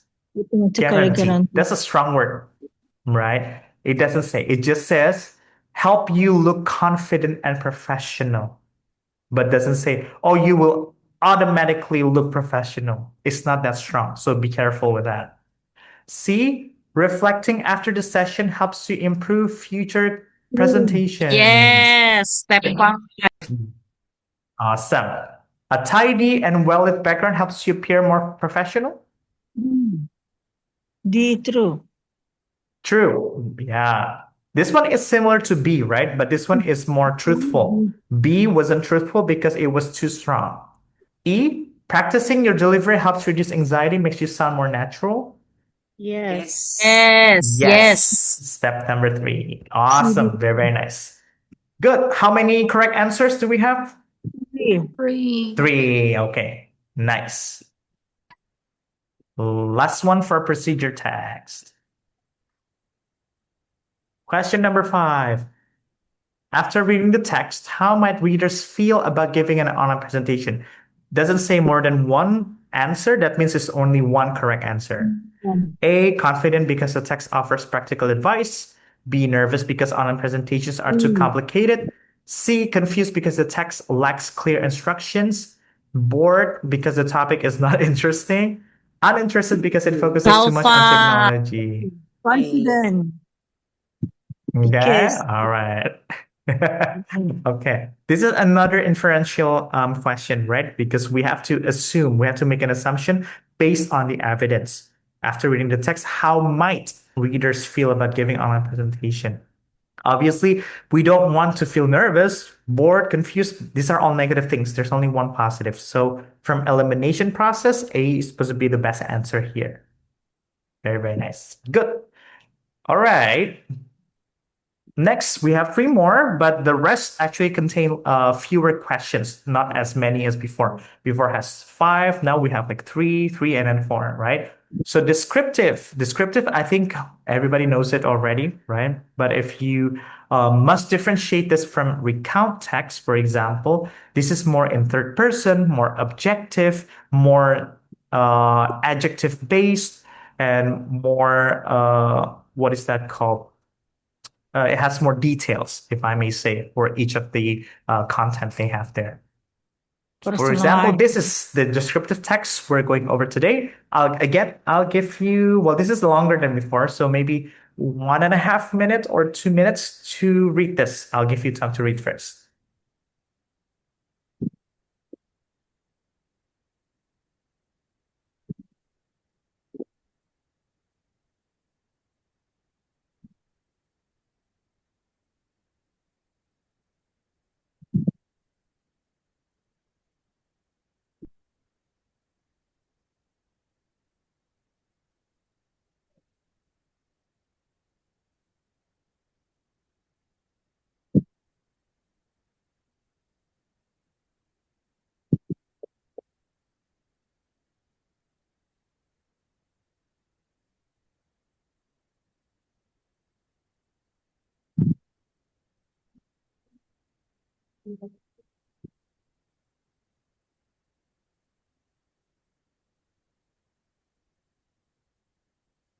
Okay. Oh, actually only have like about like 12 more minutes. Just I think we need to be quicker, but I think you guys get the idea, right? So we can go faster than before. So for this descriptive text, this is about the city of Yogyakarta. Like before, I'm gonna break it down, right? If I have to explain to someone else, obviously I need to know what each of the main idea is about. We have Java Island, tradition, modern, and ancient. The art, batik, Malioboro Street, famous dish, Kraton Palace, Taman Sari, Mount Merapi, Education Center, young and lively, history, art, and life come together. If you take a look at my notes, they're not even grammatically correct, right? But it doesn't matter because that's our mental note. We don't have to make sure that this is going to be a full sentence. What's more important, you find keywords. And this is especially more important in descriptive text, more even than narrative or the procedure. Because as you know, descriptive is all about describing things. So adjectives become very, very important. Details are very, very important. So you want to make sure that the keywords are really, really what you put in there. So anticipated questions. Where is Yogyakarta located? What is popular nickname? What 3 things in Yogyakarta especially known for? What can visitors buy? And what famous shopping area? What is gudeg? What's the taste like? And what's kraton? What's the role? What was Taman Sari used for the royal family? Natural landmark in the north of the city. Yogyakarta, third lively young city. Conclusion, 3 elements. So I'm just going to go over it real quickly, right? But the same process as before, exactly, right? If I have to answer number 1, I need to find it from paragraph 1, from the first sentence and second sentence. Number 2, from paragraph 1, sentence 2, paragraph 2, sentence 3, and so on. Okay. We will send the slides to you. So if you want to practice yourself, you can do that. Or even if you want to use this together with your students in class, feel free to do that too. Okay. But this is just about the strategy. So to get you to get used to answering strategically like this. Then the question comes, for example, what's the main category of each place mentioned in the text? Cultural historical site or natural attraction? Again, this might seem something that we already know without having to read the text, but make sure that we double check in the text, because what if the text suddenly lies about this, right? It's not about our knowledge, not about common knowledge, but it's about reading the academic text and answering. This, for example, the place is Mount Merapi. If we check Mount Merapi, where can we find Mount Merapi? It's gonna be from paragraph number 3. Yes, very nice. And this is talking about natural or cultural historical site. Natural Natural Natural, attraction. obviously. Taman Sari? What about Taman Sari? Still from the same paragraph. Cultural. Cultural Historical historical site. site. Yes, it mentioned there, right? Explore the old water castle, Taman Sari, which was used by royal family. Very nice. Malioboro Street, natural attraction or Yeah, Cultural historical. you Cultural sure? historical site. Cultural historical site, right? It doesn't form naturally here. Okay. But because you see like the last one, Malioboro Street, is actually from the second paragraph. It's not from the third paragraph here. Most famous shopping area. So shopping area must be a cultural historical site, right? It cannot be a natural attraction. Very nice. Good. Okay. Next question. What's the main purpose of the text? This is gonna be very, very easy because we have already laid out all the main ideas, right? A, B, describe. C, D, or E? Which one? E. E, okay? Yeah. All right. Very nice. Because we already figured out, right? This is a descriptive text. Obviously, most likely it's going to be for describing, right? But even if your students don't know what it is, that's why it's very, very important for them to identify what kind of text it is. And I believe, if I'm not mistaken, if they don't change it in the TKA, then each type of text can only appear once in the test. So if they have already seen maybe descriptive text before, then this shouldn't be another descriptive text. It has to be another form. So that's why I think they can figure that out themselves too. Okay, next, this one. More than one correct answer. Which parts of the text best show that Yogyakarta is a city full of art and cultural beauty? Let's just do it right away, okay? Mount Merapi, an active volcano, stands proudly just north of the city, offering hiking experience. Okay, No. so no. Why? Because this is about the landmarks, tourist attractions, not about the art and cultural beauty, right? B, many students from all over Indonesia came here to study, making the city young and lively. C. C, this protects traditions and local wisdom. Yes. Talking about protecting traditions, local wisdom. Again, right? It has to be very specific about art and cultural beauty. D. Yes. D, yes.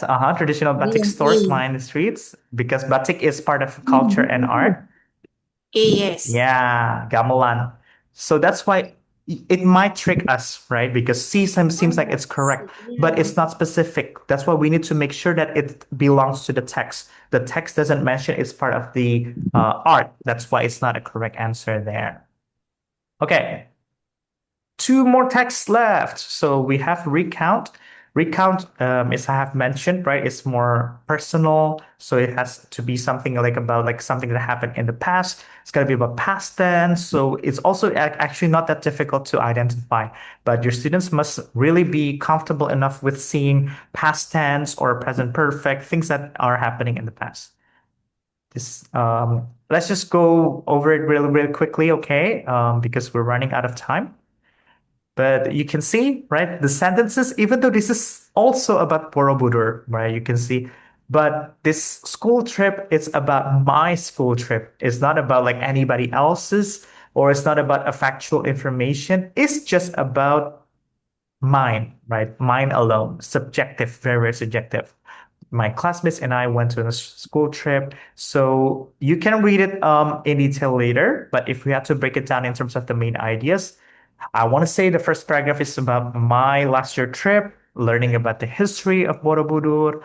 Then we'll talk about the bus ride, the weather, the temple, the structure, and then the stories of Buddha teachings, and then the big tree, the lunch, the souvenir, teamwork and friendship at the very end, and studying does not only come from the books. Okay. The anticipated questions are like this. You can see, right? Where and when did the writer go for the school trip? What was the main purpose? How long was the bus ride? What's the weather like? The tour guide, and so on. And same process as before. Don't worry, even though Mr. Kevin is rushing today, but I know you are not rushing in your class, right? Because you won't do all 5 texts in one seating with your students. You will probably just do like one, if not even just half of a text for one meeting. So you can really take your time and really, really go through this step by step with your students. It's really important because sometimes even if the text is easy, but the students do not really know what kind of questions will be asked, then they might not be able to answer accurately and they might fall into the traps that the TK actually is giving them. Okay, so let's go over the questions. Question 1. Very, very easy, right? Where did the writer and classmates go for their school trip? Someone says D, please. No? Okay. Borobudur Temple. Okay, very easy, right? Next one. Okay, this one. Based on the text, what can you infer about the writer's character? So, in my opinion, this is a bit tricky because this is about inferential type of questions because it's not explicitly said in the text or stated in the text, but you have to check one by one, and there is more than one correct answer. So, for example, A, the writer dislikes outdoor activities. So it's fine if you cannot answer this right now because I know I'm going through it really, really quickly, but just go with me in this case. The writer dislikes outdoor activities. So we can see this is not correct because the entire text is about outdoor activities, right? It's not talking about anything indoor. It's about going on a bus ride and the weather is such and such, going to Borobudur, walking, and so on. So inference wise, I will know that even though it doesn't say that they're outdoor, but their activities are all outdoor. It's that, right? The writer is curious and enjoys learning new things. Yes. Yeah, obviously, right? Because at the very end, it says like, I learn not just from the books, but from experience. The writer is shy and prefers to be alone. No. No. Teamwork and friendship. This person really likes being with other people, enjoying teamwork. And the writer appreciates cultural heritage. Yes. Yes, Yes. obviously, right? From the third paragraph. Stories about the Buddha teachings. He learns a lot about it from Borobudur. The writer is careless, not observant. No. No. Yes. You can see from the second paragraph, right? He's looking around and seeing detailed carvings, tall structure, and so on. So the answers are B and D, okay? All right. Another question here. Okay, this one's supposed to be very quick. If the story had continued, this is another inferential question, but about beyond the text. What do you think might happen? What would most likely happen after the trip? Just your own opinion. You have to derive your own opinion, but based on the story, not on your own knowledge. The writer would forget about the trip quickly. I don't think so, right? Because this seems like a very memorable trip.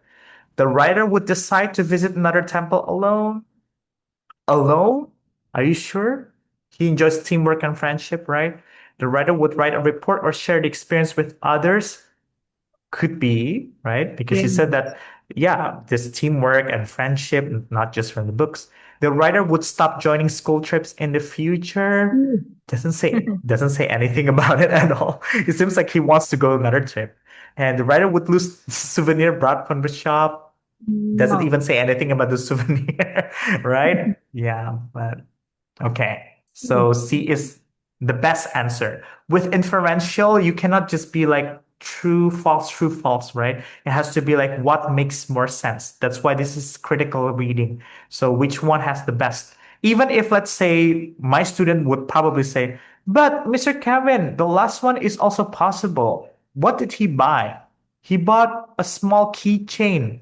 The small keychain could be lost, right? Okay, sure, that's also possible.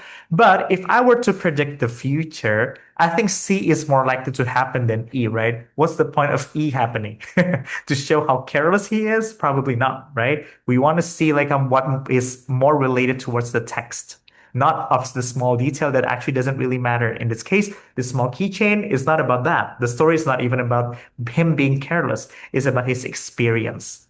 That's what I would say to my students. But yeah, I'm pretty sure you will have some critical thinking type of students in your class, and that's fine. Accept their ideas, but help them to think why that might not be correct, why that might be correct, and so on. Last but not least, let's go to exposition. So exposition is, well, this could be like the longest type of text, but for me, actually, it's not that difficult for exposition because we know for sure that in an exposition type of text, there is this clear thesis statement. So the author declares their position. This is, for me, is very, very important. So it's not guessing. We're not guessing what the standpoint is because it's already stated in the thesis statement. And thesis statement is usually in the first paragraph. If you can't find it in the first, usually in the second. If they hide it, then it could be before the first paragraph. But I don't think it would be that case in TKA. In IELTS, however, or TOEFL, IBT, if I'm mistaken, then they can do that. They can trick you into thinking that it's in the first paragraph, but even though that first paragraph is actually the second paragraph, so they actually hide the first paragraph. That's happening there. But in TKA, I think it's pretty straightforward, so you don't have to worry about that. So here, this is an example, right? For example, why students should learn public speaking. I'm not going to read the entire thing. Let's just read the first paragraph. Public speaking is one of the most important skills that students should learn. In today's world, being able to speak confidently in front of others is not only useful for school, but also for future careers and personal growth. Many people believe that public speaking is only for leaders or famous people, but in reality, everyone can benefit from it. So even just by reading the first paragraph, I already know what the entire text is about. What is it about? It's about public speaking. And what is his standpoint? What does he believe in? He believes that it's supposed to be for everybody, not just for leaders or famous people. He clearly states that. So everything else will be supporting that idea, right? So then if we read it later on, we can divide it this. So first paragraph talking about like how public speaking is helpful for career growth and benefit. For the second one, confidence, organized thoughts, expressed clearly. So you can see like how this is all about like leaning towards how public speaking is good for everybody. benefit. Everything is about that. Yeah. So third paragraph, communication, right words, tone, eye contact is about supporting how we can get better at public speaking, right? And then critical thinking, speech, logical thinking, in the fourth paragraph. And last one, taught to all students, everyone can become a good speaker. So the belief goes back to the thesis statement. And this is very, very common in analytical exposition because this is how we write it too if we were to write IELTS writing task 2 or TOEFL IBT in independent essay. So for those types of texts that we are writing, we need to state our thesis very clearly at the beginning and we need to restate at the very end. That's why you see there is a repetition of the thesis statement in a different format. So it's in a paraphrased sentence, which is everyone can become a good speaker. That's the same as saying like in reality, everyone can benefit from public speaking, right? So that's the pattern. So that's why for me, I think exposition text, even though it's long, but you can see the structure very, very clearly. And these are the anticipated questions, just very, very quickly, right? Public speaking considered important skill. Why? And any common misconception. First main benefit. students feel about speaking in front of the class. So you can see like from the first three sentence questions, these are all about main ideas, but number four is about we have to get specific, right? About a specific thing. That means you have to scan. So then we adjust the strategy based on what is needed for each of the question there. But I would suggest when you are doing it yourself later on, just really dissect it yourself. See if you can find the answer before you actually read it here and see if it's correct. And if it's correct, that means you're on the right track. And the TK question, right? So usually starts with what sentence best summarizes the main idea? This is nothing new. We have done this in narrative and descriptive, right? So this is the same thing, but the word is just, they call it summarizing. Why is it called summarizing? Because this is about arguments, right? They summarize all the arguments into one specific idea. So you can see if A, B, C, D, or E is the correct answer, okay? So you can A. see A is the right answer. Very, very nice. Because the text repeats this over and over again, right? Because public speaking helps the students more confident, communicative, and thoughtful. And next, question two. So this is more than one correct answer. We have to do exactly the elimination method like before, right? We left examples of famous people who improved through public speaking. Do you find that any of them there? Yes, because you can see from paragraph two, this is a supporting evidence, right? The famous people. Who are the famous people? Can you find it there? B is true. Mm-hmm. Oh, B is true. all right. B2. All right. Yeah. Paragraph 2 and 3 supporting. How about C? No. No, I don't think they focus on it at all, right? About anybody who doesn't do it. Boring speech by nervous student. No. No, I think it's pretty positive, right? Personal story from the writer, but first experience giving a speech. No. No, because this is actually very, very typical of exposition, even though this is about my standpoint, my opinion, but it's not about my personal experience. It's usually about it has to be supporting evidence that is objective, not about my own point of view. My own point of view is only used for the standpoint. But I cannot use it. Why? Because it will be biased if I use it in an exposition text, right? I say it's right because it happened to me. Then it's not logical. We cannot do that. That's why it's not the answer. Okay. Question three, just two more left. Which statements from the text describe events or situations that can happen in real life? Again, more than one correct answer.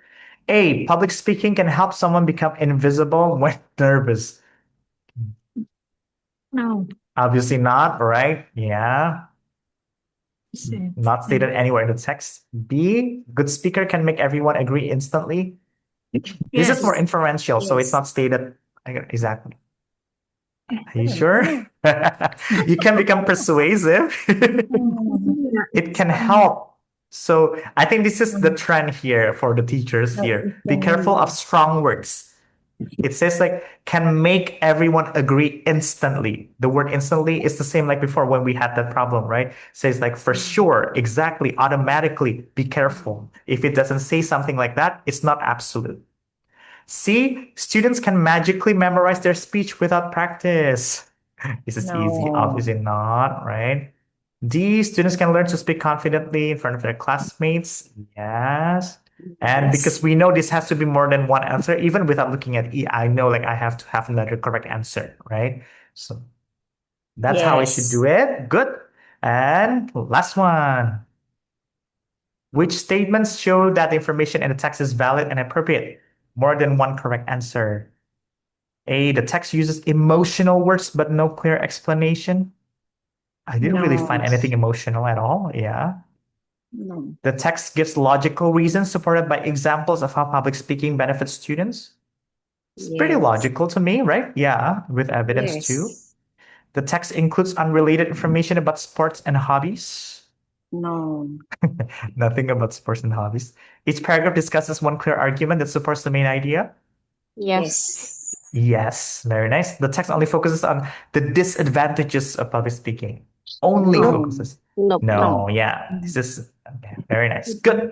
Benefit. Awesome. Okay, wow. You should give yourself a round of applause, everybody. Right, Miss Antila? Everybody did really, really well. So that's the final thing that I wanted to go over today. So I did go over all types of text that are appearing in the TKA, right? Obviously, that's not the only types of questions that will be asked. So that's why we need to keep practicing and practicing to get used to it. But the strategy should be like that. We want our students to not come to the exam and just be nervous and just not knowing what to do. They need to have the strategy. They need to be very, very active, just like what you did today, right? It's like, no, that's not the right answer. Yes, that's the right answer. No, no, no, no. They need to be like that, and they need to be quick. That's the only way to do it because they have limited time, right? It's so, and we did it like that too today. So we want to make sure that they know how to do it well and within the time limit. Okay, so for the very final project, I'm going to show it to you. So Miss Antilla will send this in the WhatsApp group.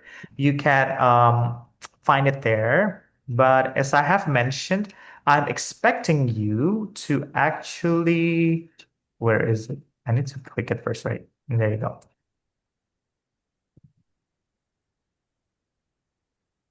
So you need to make your own TKA question set, which I want you to do because I want you to also be able to use this for your students, especially if you're going to be teaching students TKA. So at least when you're teaching them, then this is your style too. They know like how your teaching brain works, so they can follow your strategy.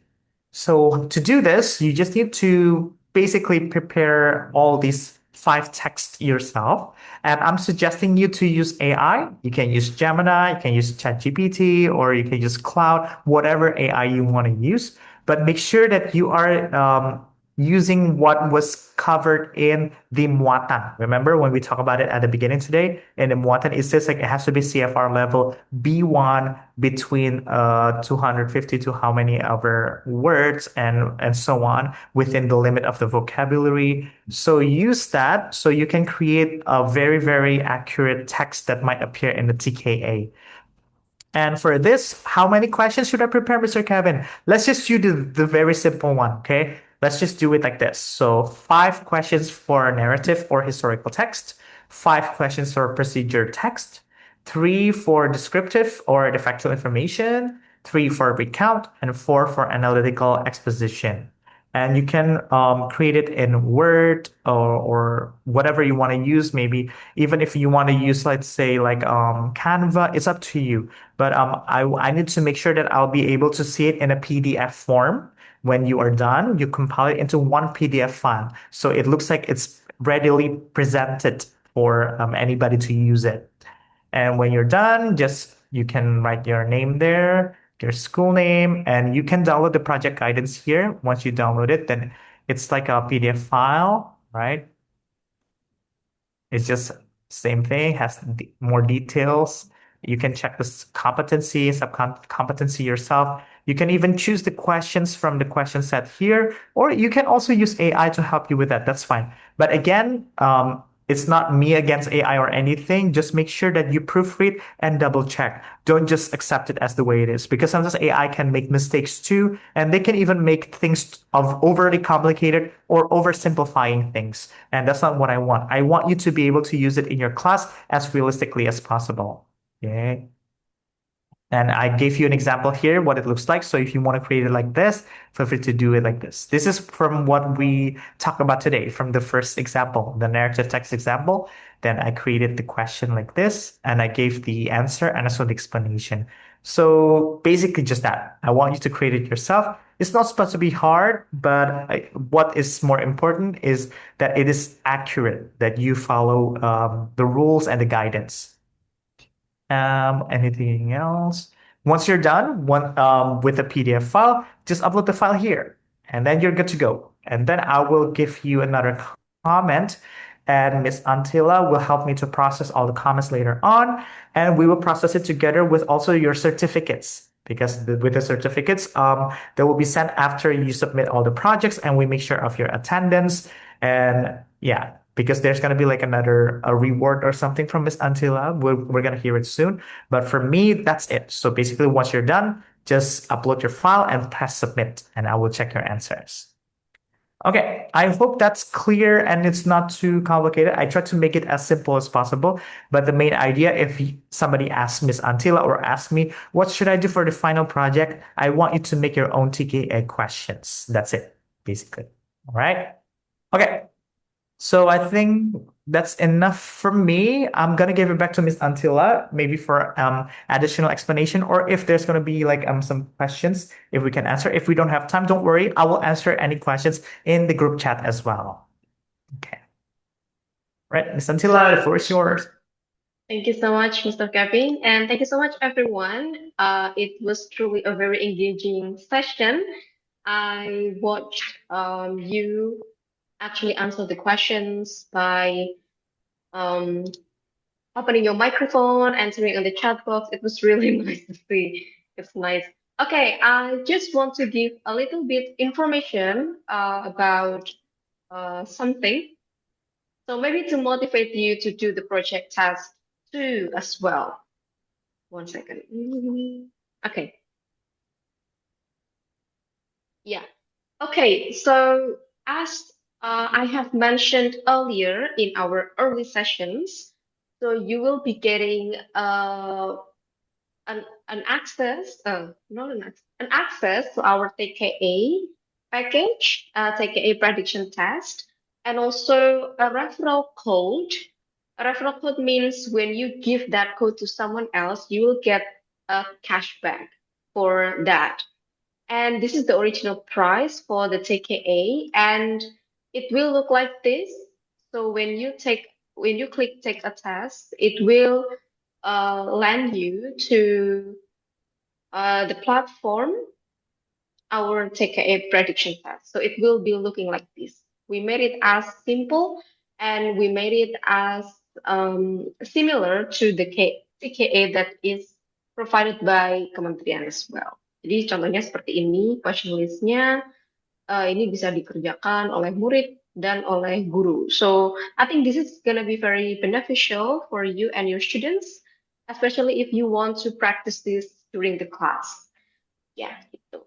And a little bit, I think I have prepared like a little slides, but where is it? Yeah. Oh, okay, there it is. Give me one more second, a few minutes.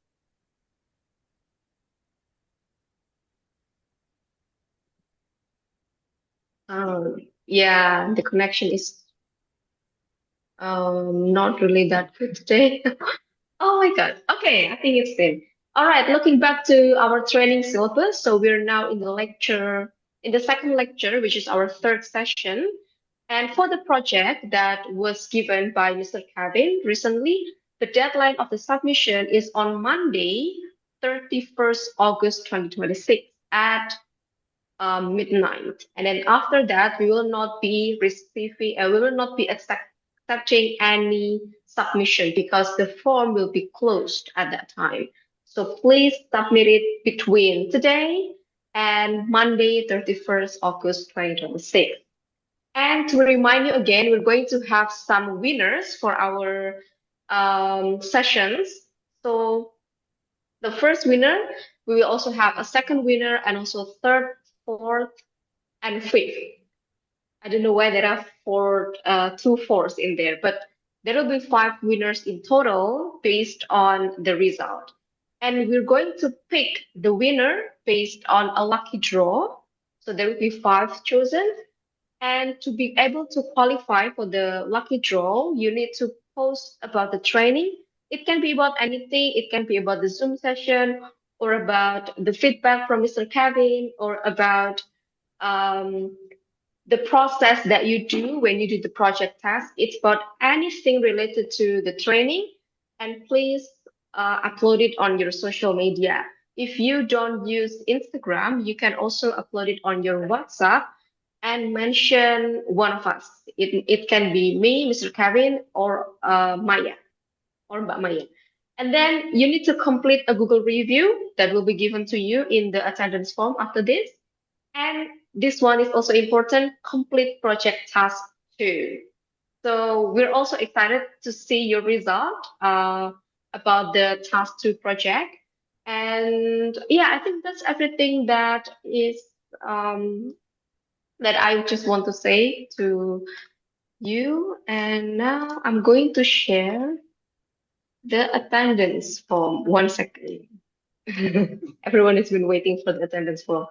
Okay, I'm gonna share the attendance form on the chat box. Yeah, okay.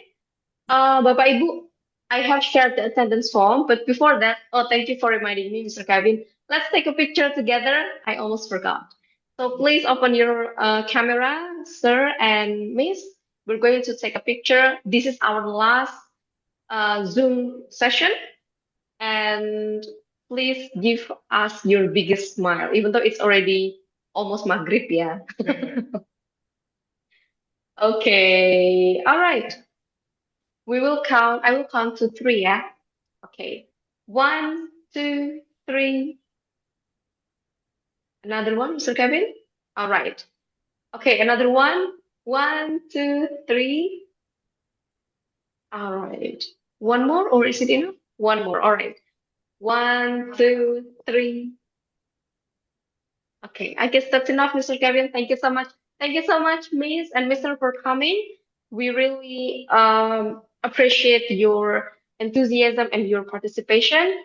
And we have also shared the link in the chat box. Don't forget to fill it so you can get our certificate.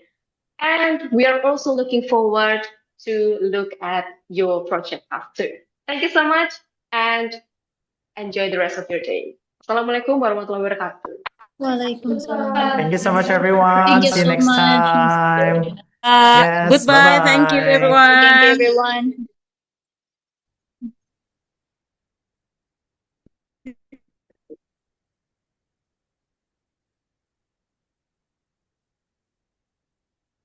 Yeah.